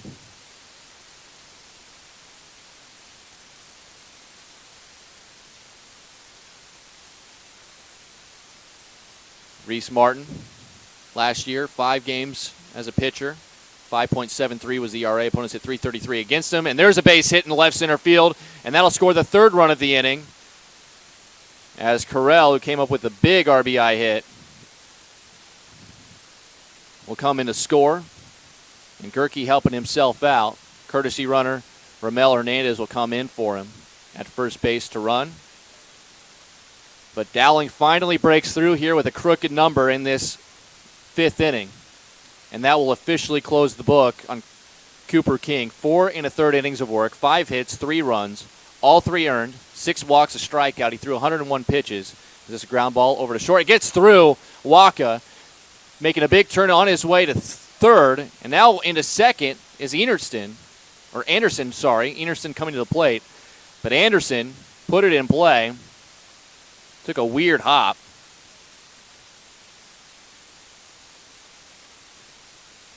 Allowed both runners to move up. In my scorebook, that'll be E6.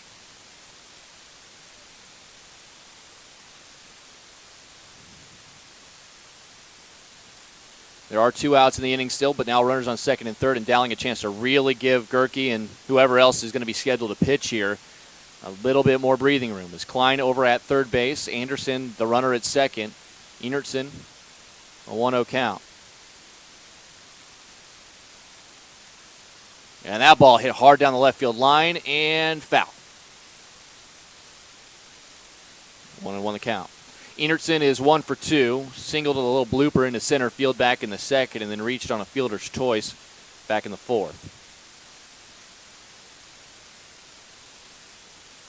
2 away, 1-1 the count. As beautiful night here in central Iowa as this popped up, playable right side. Cooper King ranging over, and looks like he's grabbing his right leg. Could not stop when he wanted to stop. And this is, you got to keep in mind, this kid threw over 100 pitches on the mound, and after he was taken out of the pitching game, he was moved over to first base, and he's reaching for the back of his knee, his calf, his hamstring area. And it looks like he's just going to limp into the dugout, and we'll have a substitution. The kid pitched his heart out, but he actually goes down when he goes into the dugout, and he's going to have a trainer on scene immediately there looking at him. So he's in good hands, but you never know. Maybe dehydration, cramping could be an issue here as well. As it looks like we're going to get Deshaun Sharp back in. Deshaun Sharp started the game at first base in game 1, and he will be back out here. As Cooper King tried to come over, the ball was playable, but as he tried to stop, he could not fully check up. He is a big boy over there at first base, and as soon as he did get stopped, the ball landed behind him, and he immediately reached to the back of his leg. And who knows, it could be some cramps.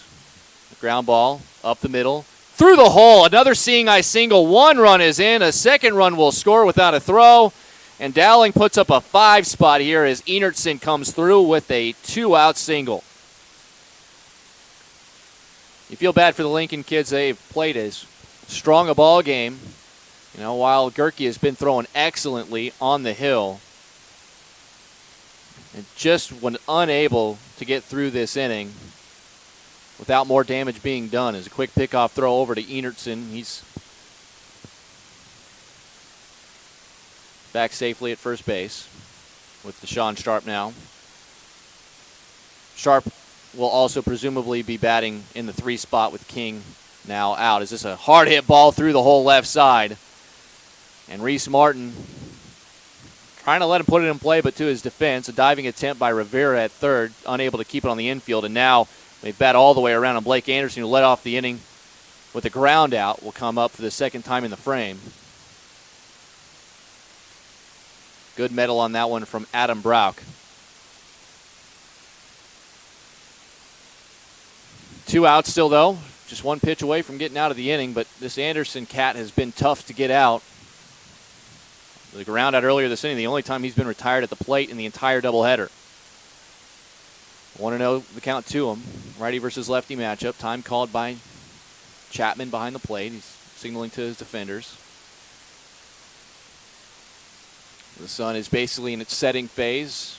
The lights fully in play here as the 1-0 popped foul, out of play left side.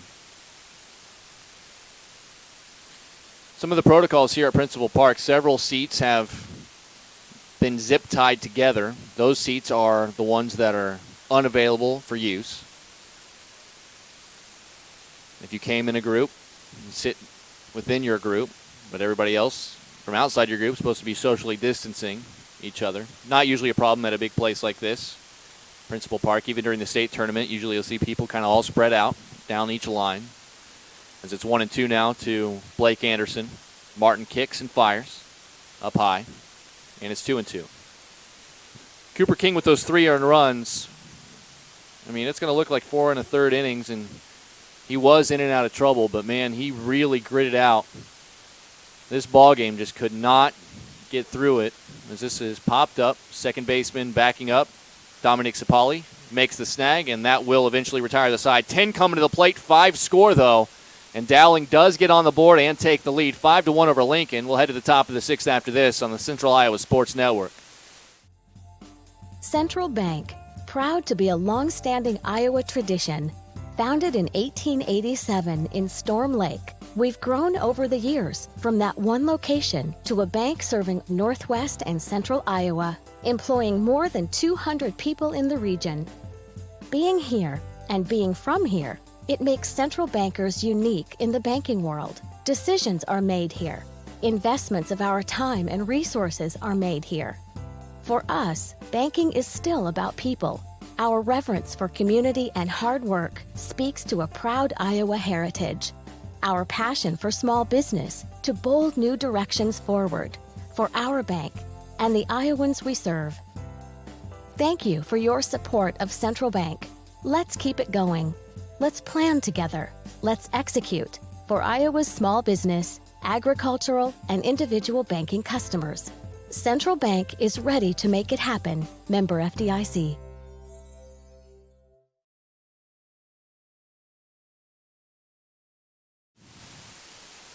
Go to 6th. Lincoln now finds themselves down 5-1. Really battled, but 6 hits, an error, 5-run score in the bottom of the 5th inning, and now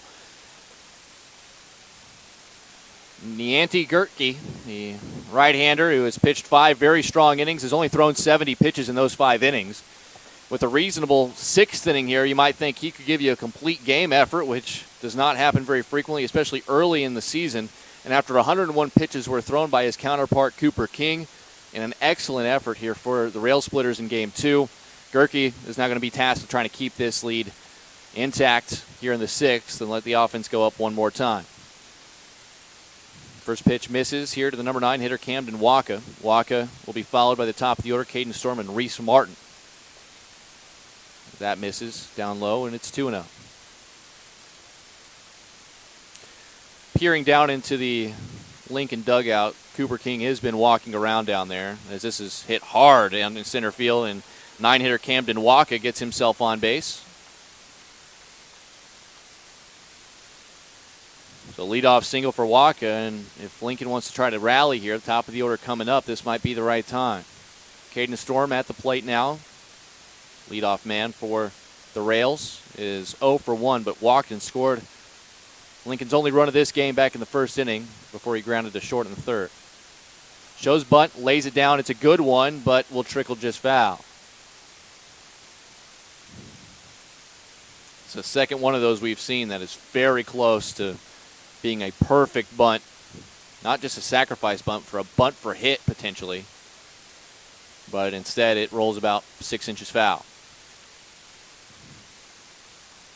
While King is wandering around the dugout, it is worth mentioning that he was never fully taken out of the game. He was replaced by Deshaun. Deshaun Sharp defensively after pulling up blame over there in the first base foul area. As that just misses. 1-1. But every player does get one re-entry. So if he did say, I'm good to go, he could theoretically be re-entered and take his place at the bat, and he would be due up 4th this inning. That one also misses, 2-1. I highly doubt that the Lincoln coaching staff, Josh Klein and his staff, would risk that, as there's a strike, 2-2, to Caden Storm. considering it's early season. The kid already threw 100-plus pitches on the mound. And I have seen Deshaun Sharp wandering around the dugout as well with a batting helmet on as Storm swings through this one for strike 3. 6th strikeout recorded by Gerke. And that's the first out of this inning, and Reese Martin is up, and Sharp does come into the on-deck circle, so King likely done. The reason that being he's one of the best batters they've had in this lineup as well. But his health long-term certainly the case. We don't want to speculate anything, but it is certainly conditions ripe for cramps. It's 1-0. Was near 90 degrees when we started here at 5 p.m. for a guy who exerted so much out there, especially in Game 2.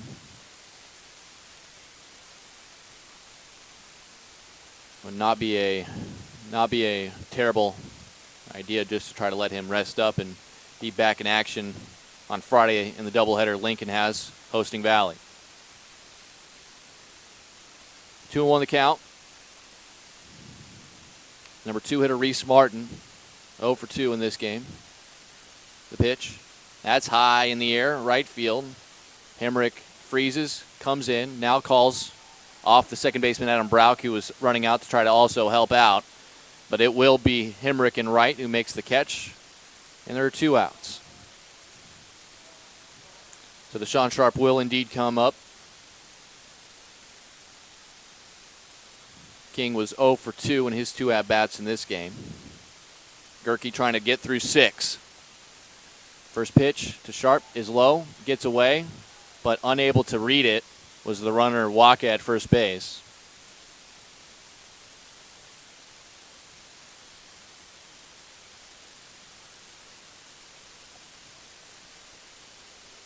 One 1-0. Sharp, the left-handed batter, did start in the first game, went 0 for 2 with a couple of strikeouts, but did walk and did score a run.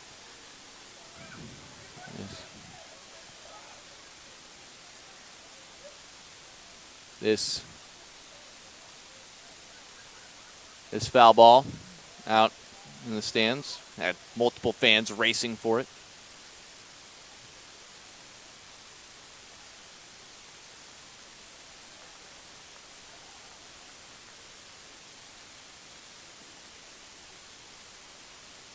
One ball, 2 strikes here to Sharp. Yanti Gerke, you mentioned last year, was an arm relied on heavily. Certainly is going to be one of the ace pitchers, one of the top 2 guys you'd figure for this team. And he gets another strikeout, the 7th he's had in this game. Pitches over the leadoff single, and 6 very strong innings for that young man. We'll head to the bottom of the 6th. Dowling leads Lincoln 5-1 in Game 2. Live at Principal Park here on CISN.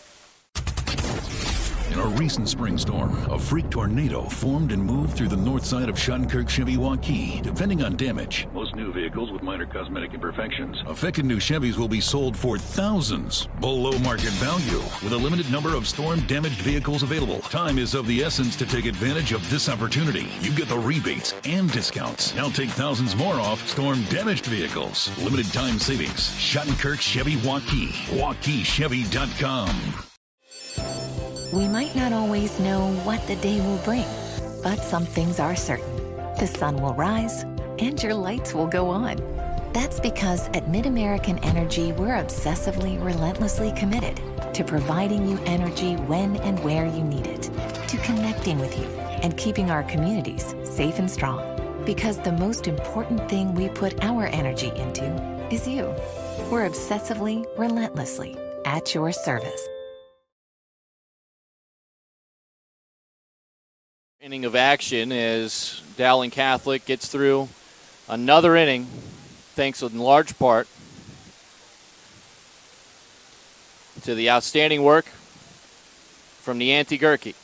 It'll be Hemrick, Bickford, and Correll, the 3-4-5 batters. Heart of the order to face Martin here. Martin throwing strikes. He threw 16 pitches in relief in the last inning. And of the 16, just 3 of them missed the strike zone. Whether or not we'll see Gerke try to go out for the complete game is yet to be seen, but we do have a little bit of action being shown down in that Dowling bullpen. Hemrick lefty batter will get things going for us. And the first pitch misses 1-0. Hemrick is 2 for 3 in this game. A couple of singles, a run scored. As soon as we find out the identity of the player warming up down the bullpen, we will let you know. Also looks like we're going to get a second guy warming up down for Dowling, so they'll have a couple of arms potentially ready. The foul ball there from Hemrick. It's 1-1. Looks like Jason Moist is going to also throw, so we can see Moist warming up. Saw him walking down there. Still have not been able to figure out the player that was the first one down there. Looks like it might be Blake Anderson. But we will confirm, or maybe we'll just have to wait till the top of the 7th and see who trots out to the mound for the Maroons as they'll look to try to finish this game out. That pitch misses. 3-1 is the count here to Hemrick, the senior right fielder. Man, it is as beautiful as can be out here for a summer night in Des Moines. Fouled straight back. Home of the Iowa Cubs. Iowa Cubs hosting the Iowa Soybean Association Summer Series. Dowling won game 1 of this doubleheader. 12-2 in 5 innings, a run rule victory. The leading 5-1 here in game 2 after struggling to score through the first 4 innings. This is a ground ball to the shortstop, Waka. Fields it. His throw is high, and that'll allow the runner to be safe at first base. No chance for Deshaun Sharp to reel that one in. In my book, will be E6. That'll bring Brandon Bickford, the catcher, up. Bickford is 1 for 2. Grounded out, third in the first. This is Javon Rivera, one of the several times in this game he at third base for Lincoln has shown off the cannon arm he possesses. Bickford singled last time up as there's a quick pickoff throw attempt, not in time.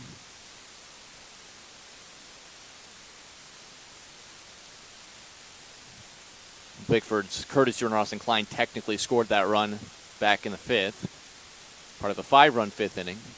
This ball is fouled straight down, 0-1.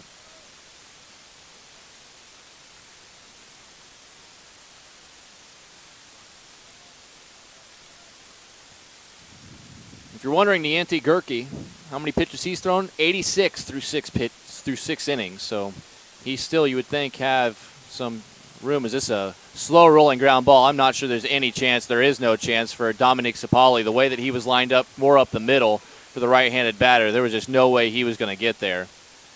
And it's an infield hit again for Klein. And for Bickford, rather. Klein is coming into courtesy run once again. So runners on first and second. Dowling, Charlie Carell at the plate, and his first pitch to him from Reese Martin is up and in, and it's 1-0. Carell was the last batter to face Cooper King before he exited. And Carell, you could say, biggest hit of the game. He tied the game with an RBI single out in the right field. And he would eventually score a run as Dowling would tackle on 4 more before that frame was over. It's 2-0.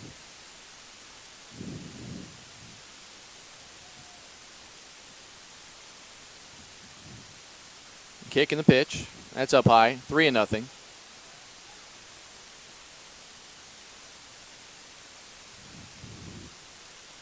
Three balls, no strikes. And this is in the dirt. Ball 4. So a 4-pitch walk to Carell. Loads him up. As the first walk issued in relief by Martin.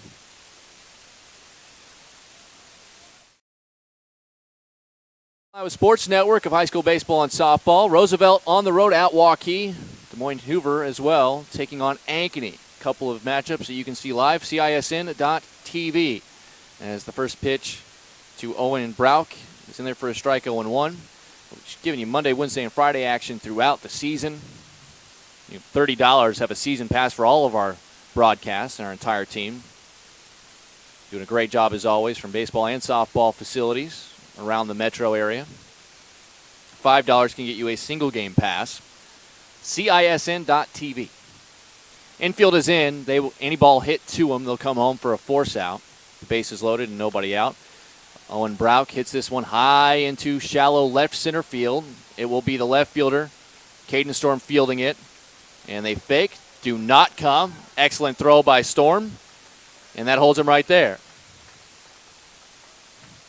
So fly out for Brock, who has been a pesky hitter. He did have a sacrifice fly last time up. But Caden Storm hustling in. It was too shallow. And for the first time really in this entire game, you see Mark Roaring kind of erring on the side of not sending a runner. But it was probably the right call. An accurate throw all the way to the plate from Storm in left field.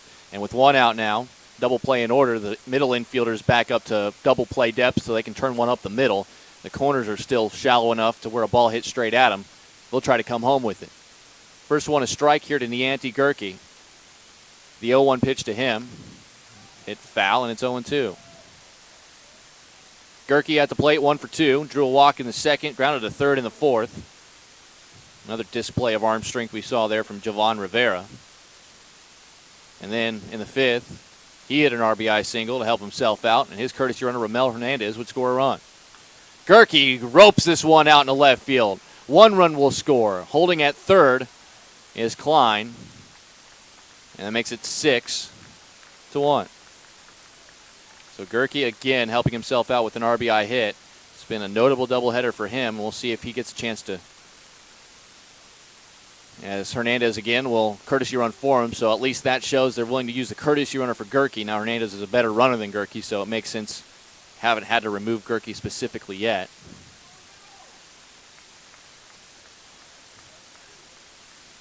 We'll see if Gerke comes out for another inning of work.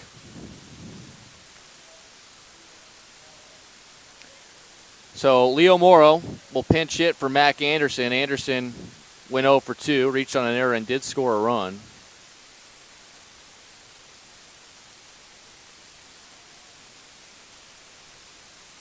Morrow takes a strike. 0-1.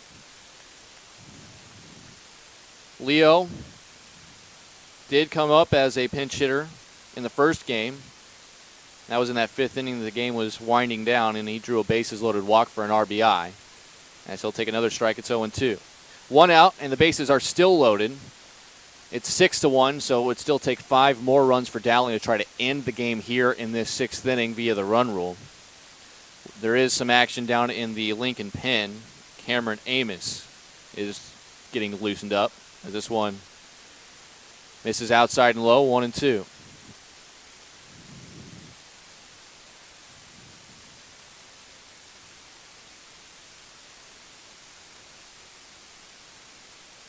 Reese Martin winds and fires. This ball, a little nubber, back to Martin. Martin is going to throw home for 1. They're not going to try to get the double play at first base. Martin a little nonchalant about trying to get it home. Maybe forgot the outs or maybe just wanted to be sure he was going to get the force out, but it will be a fielder's choice. A cut down Klein at home plate. 1-2 in your scorebook for the second out. Advancing to third is Carell. Advancing to second is Ramel Hernandez. And that'll bring up number 9 hitter, Derek Einertson. And instead of Einertson, it'll be Logan Cox batting for him.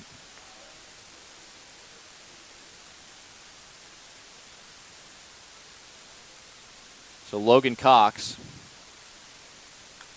hammers a ball out in the center, and it'll drop and get past the center fielder, Canny, who dove for it.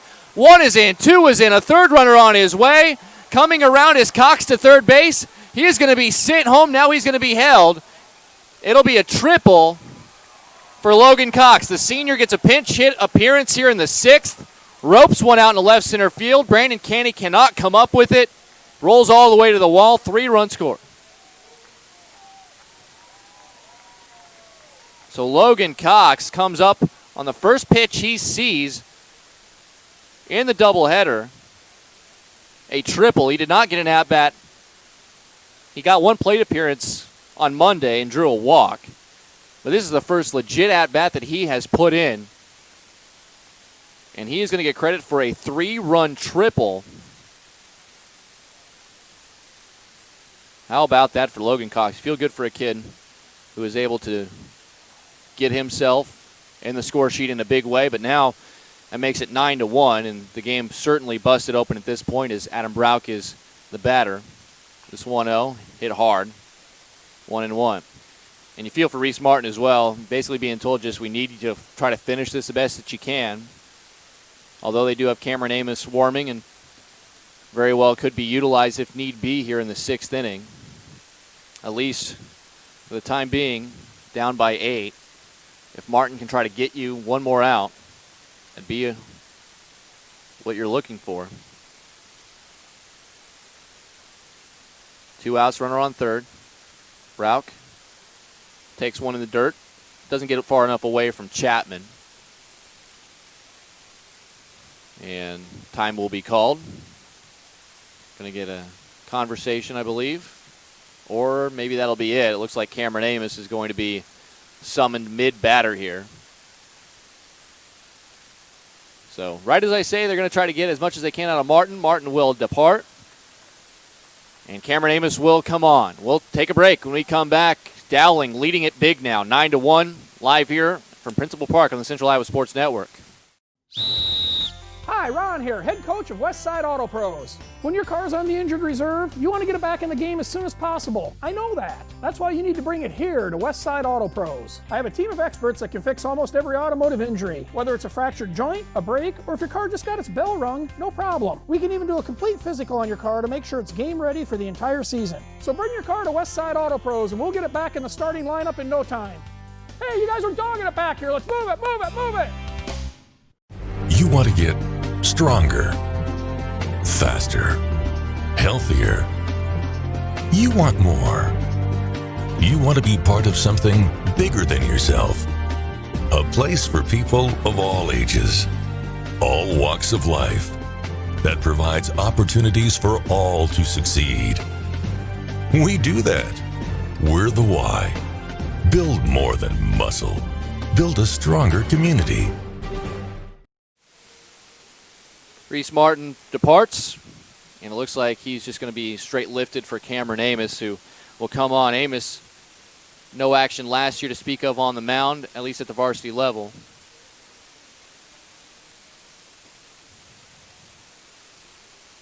Logan Cox, a 3-run triple out in the left center field as a pinch hitter on the first ball he sees. He stands at third base. Adam Brauch will continue his at-bat with a 2-1 count, as Amos not only will come on middle inning with a runner on, but he will come on mid-batter.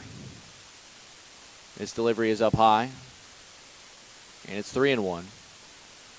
Now what's interesting is Martin already had, at least by my count, gone past the 40-pitch mark, which means he would be unavailable to throw against Valley on Friday. But either way, Valley coaches, or pardon the Lincoln coaches, decide that was when they wanted Amos to go, but a couple of balls thrown, and he immediately issues a free pass that technically, I believe, will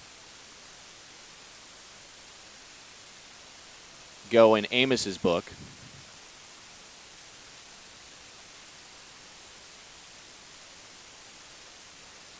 That'll bring up Blake Anderson. He's the 9th batter of the inning. Still 2 outs.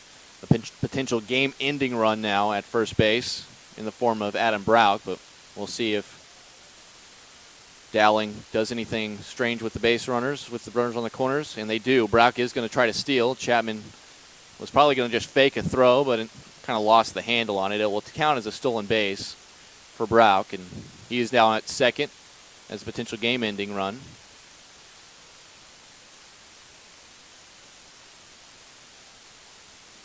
Blake Anderson walked twice, grounded out, and popped out in the 5th inning.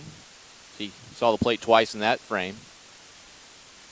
That was after a very successful first game where he went 3 for 3 with 3 runs scored, 2 RBIs, and was a homer away from the cycle. 1-1 count. Delivery from Amos. Oh, that just misses. That's 2-1. Should the inning continue, it'll be back to Hank Henrich. Henrich is the guy who started this inning off, reached on a throwing error. That pitch is high. Actually, that was ball 4. So And technically will be the second base on ball, so having come on 6 pitches thrown, the rare occurrence where you throw 6 pitches and somehow have 2 walks charged against you. Looks like you're going to send somebody else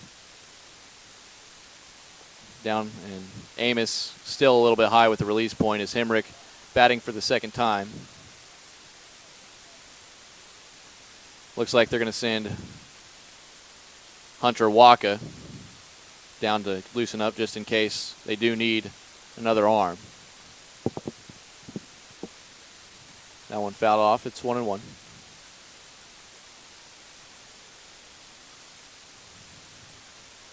It's actually not Bickford. This is a pinch hitter, and this is Ben Morrow. My mistake. Morrow hit the game-ending hit. There's a strike. It's 1-2. Ben Morrow. Basically, you count it as a walk-off. Hit a single to finish the game via run rule. This one, high pop-up. Sapali at second. On the outfield grass is there and has it, and that will retire the side. So we will play on into the top of the 7th, and we'll find out who's going to finish this game on the mound for Dowling as they lead it 9-1 here on CISN. Central Bank, proud to be a long-standing Iowa tradition. Founded in 1887 in Storm Lake, we've grown over the years from that one location to a bank serving northwest and central Iowa, employing more than 200 people in the region. Being here and being from here, it makes central bankers unique in the banking world. Decisions are made here. Investments of our time and resources are made here. For us, banking is still about people. Our reverence for community and hard work speaks to a proud Iowa heritage. Our passion for small business to bold new directions forward for our bank and the Iowans we serve. Thank you for your support of Central Bank. Let's keep it going. Let's plan together. Let's execute for Iowa's small business, agricultural, and individual banking customers. Central Bank is ready to make it happen. Member FDIC.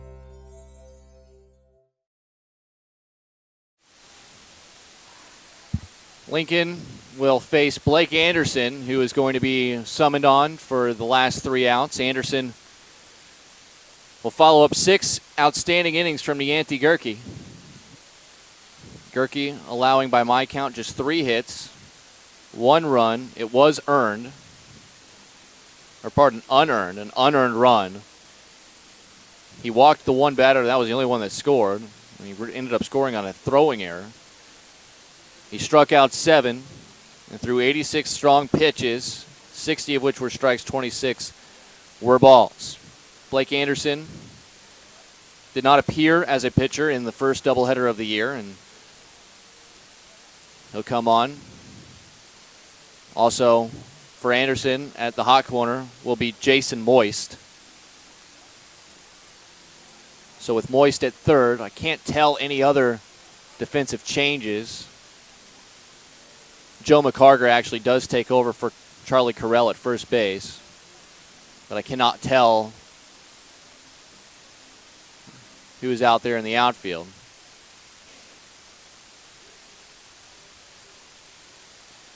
So Blake Anderson comes on, and we'll see what he's got as he'll face 4, 5, and 6. Lincoln, however, down by 8 runs. I'm sure Anderson will have plenty long a leash. Javon Rivera, who struck out a couple of times, both against Gerke. First pitch, a big hack, no contact, 0-1.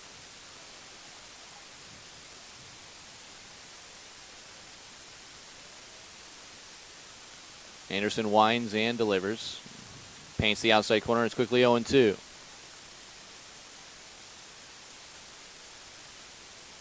Anderson, the right-hander, showing good flashes of defense at third base at the hot corner.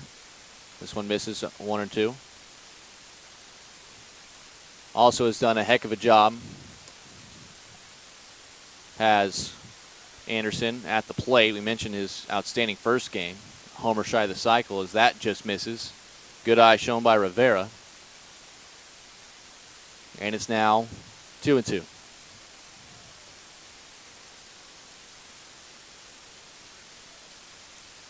This one, ground ball up the middle, fielded by the shortstop. Brauch, throw over to first base is going to be in plenty of time. That actually is Jake Steingreber.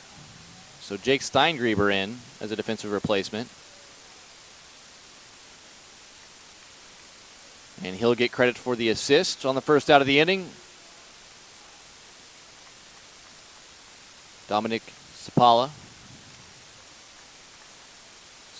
is at the plate as a pinch hitter for Mateo Rivas, who went 1 for 2.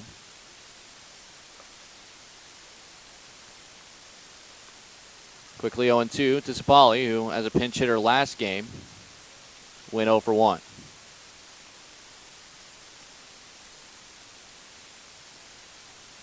Dominic Sapali, this one fouled off.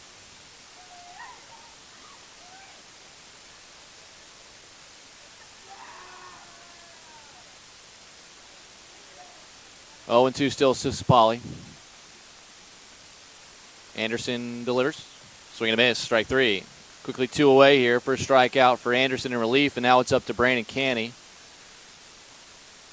center fielder, who will out there one final time.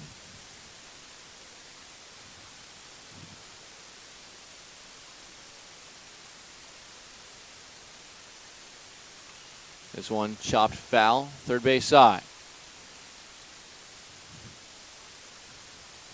Owen won the count. Canny is 0 for 2 in this game, popped up to second in the second, and then struck out swinging back in the fifth. Anderson winds and fires. That one outside and gets all the way to the backstop. It's 1-1.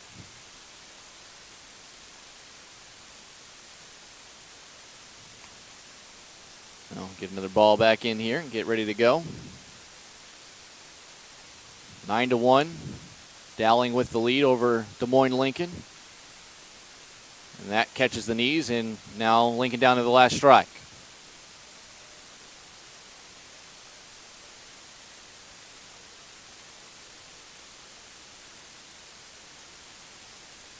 The wind, and Anderson fires, is popped up.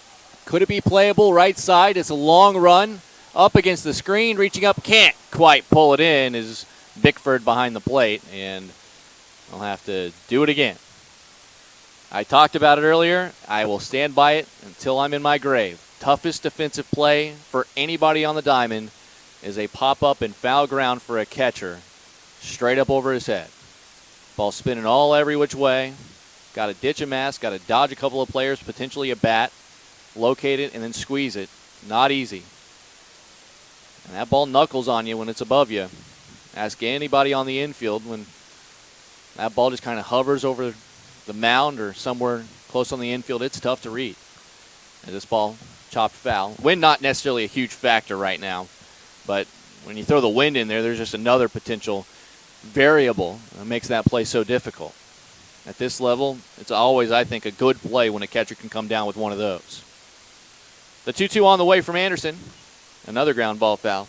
Canny continues to stay alive. So getting second life here as Canny. His team's down 8. I mean, it's going to take an awful lot of a rally to get Lincoln back into this game. But you like with your last potential batter here, and he's in a 2-strike count to continue to battle like this. This is going to be the 8th pitch of this particular at-bat. Wind up for Anderson, and this 2-2. Strike 3 called, outside corner, and that'll do it. Dowling picks up the sweep against Des Moines Lincoln. Final score, 9-1. We'll go ahead and take a timeout. When we come back, we'll have the final stats for you and let you know what's coming up on Friday here on the Central Iowa Sports Network. Central Bank, proud to be a long-standing Iowa tradition. Founded in 1887 in Storm Lake, we've grown over the years from that one location to a bank serving Northwest and Central Iowa, employing more than 200 people in the region. Being here and being from here, it makes Central Bankers unique in the banking world. Decisions are made here. Investments of our time and resources are made here. For us, banking is still about people. Our reverence for community and hard work speaks to a proud Iowa heritage. Our passion for small business to bold new directions forward for our bank and the Iowans we serve. Thank you for your support of Central Bank. Let's keep it going. Let's plan together.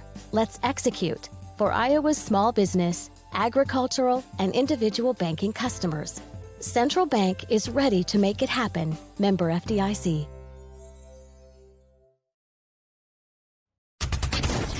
In a recent spring storm, a freak tornado formed and moved through the north side of Shuttlenkirk-Chevy-Waukee. Depending on damage, most new vehicles with minor cosmetic imperfections. Affected new Chevys will be sold for thousands below market value, with a limited number of storm-damaged vehicles available. Time is of the essence to take advantage of this opportunity. You get the rebates and discounts. Now take thousands more off storm-damaged vehicles. Limited time savings. Shuttlenkirk-Chevy-Waukee. WaukeeChevy.com.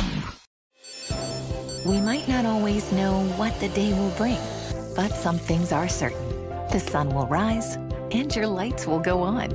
That's because at MidAmerican Energy, we're obsessively, relentlessly committed to providing you energy when and where you need it, to connecting with you and keeping our communities safe and strong.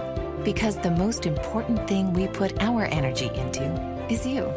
We're obsessively, relentlessly at your service. Hi, Ron here, head coach of Westside Auto Pros. When your car's on the injured reserve, you want to get it back in the game as soon as possible. I know that. That's why you need to bring it here to Westside Auto Pros. I have a team of experts that can fix almost every automotive injury. Whether it's a fractured joint, a brake, or if your car just got its bell rung, no problem. We can even do a complete physical on your car to make sure it's game ready for the entire season. So bring your car to Westside Auto Pros and we'll get it back in the starting lineup in no time. Hey, you guys are dogging it back here. Let's move it, move it, move it. You want to get stronger, faster, healthier. You want more. You want to be part of something bigger than yourself. A place for people of all ages, all walks of life, that provides opportunities for all to succeed. We do that. We're the why. Build more than muscle. Build a stronger community.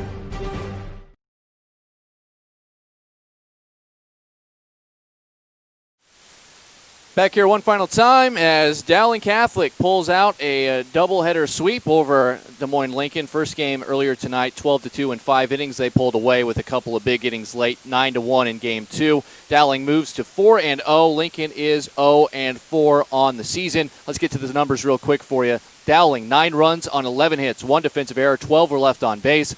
Lincoln, 1 run on 3 hits, 3 defensive errors, 2 were left on base. The Anti-Gerke was excellent, 6 innings of work. He gets the win. He's 1-0 on the year. Cooper King, an unfortunate loser on the mound, 0-1 is his record, but he was outstanding tonight as well.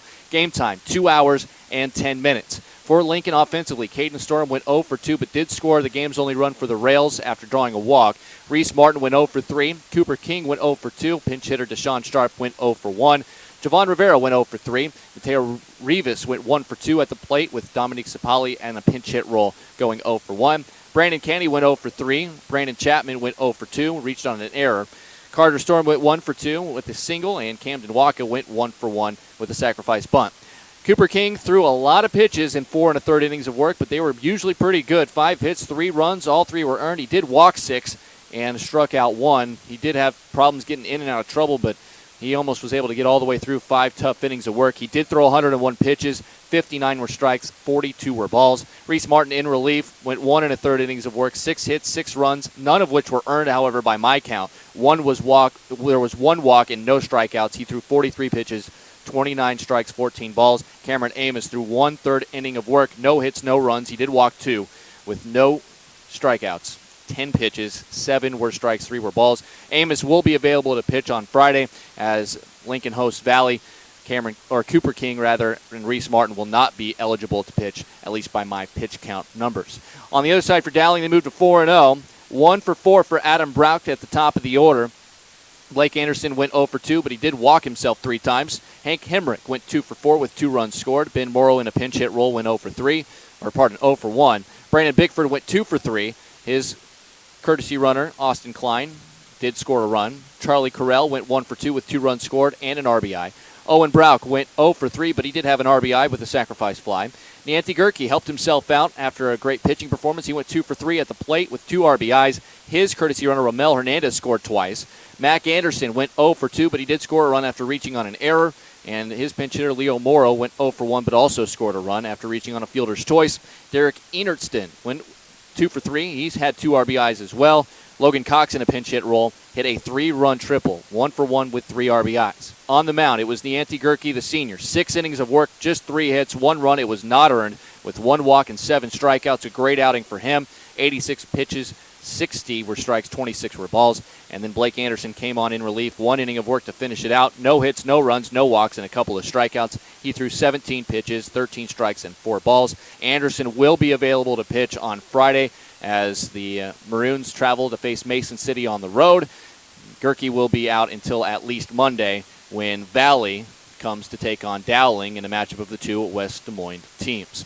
Our coverage doesn't stop this week. We'll have more coming up for you this Friday, 5 p.m. the start time. Roosevelt on the road to take on Waukee, another city school versus suburb matchup. And we don't stop there. Hoover and Ankeny as well with the city school versus suburban matchup. You can watch all of our games Monday, Wednesdays, and Fridays throughout the season. Doubleheaders for both baseball and softball at various Central Iowa schools by going to CISN.tv. A $30 will get you a season pass. $5 will be a single game pass as well. That should just about do it for us tonight. Big thanks to Devin Taylor, our director. Big thanks to Reese Webb as well with some excellent camera work tonight. Thank you to the Iowa Cubs Principal Park for their hospitality for this fun doubleheader of regular season games at the home of the Iowa Cubs. My name is Emery Songer. We thank you for joining us. Dowling, a doubleheader sweep, 12-2 in 5 innings in Game 1, 9-1 over Lincoln in Game 2. Dowling 4-0, Lincoln 0-4. We'll see you on Friday right here on the Central Iowa Sports Network.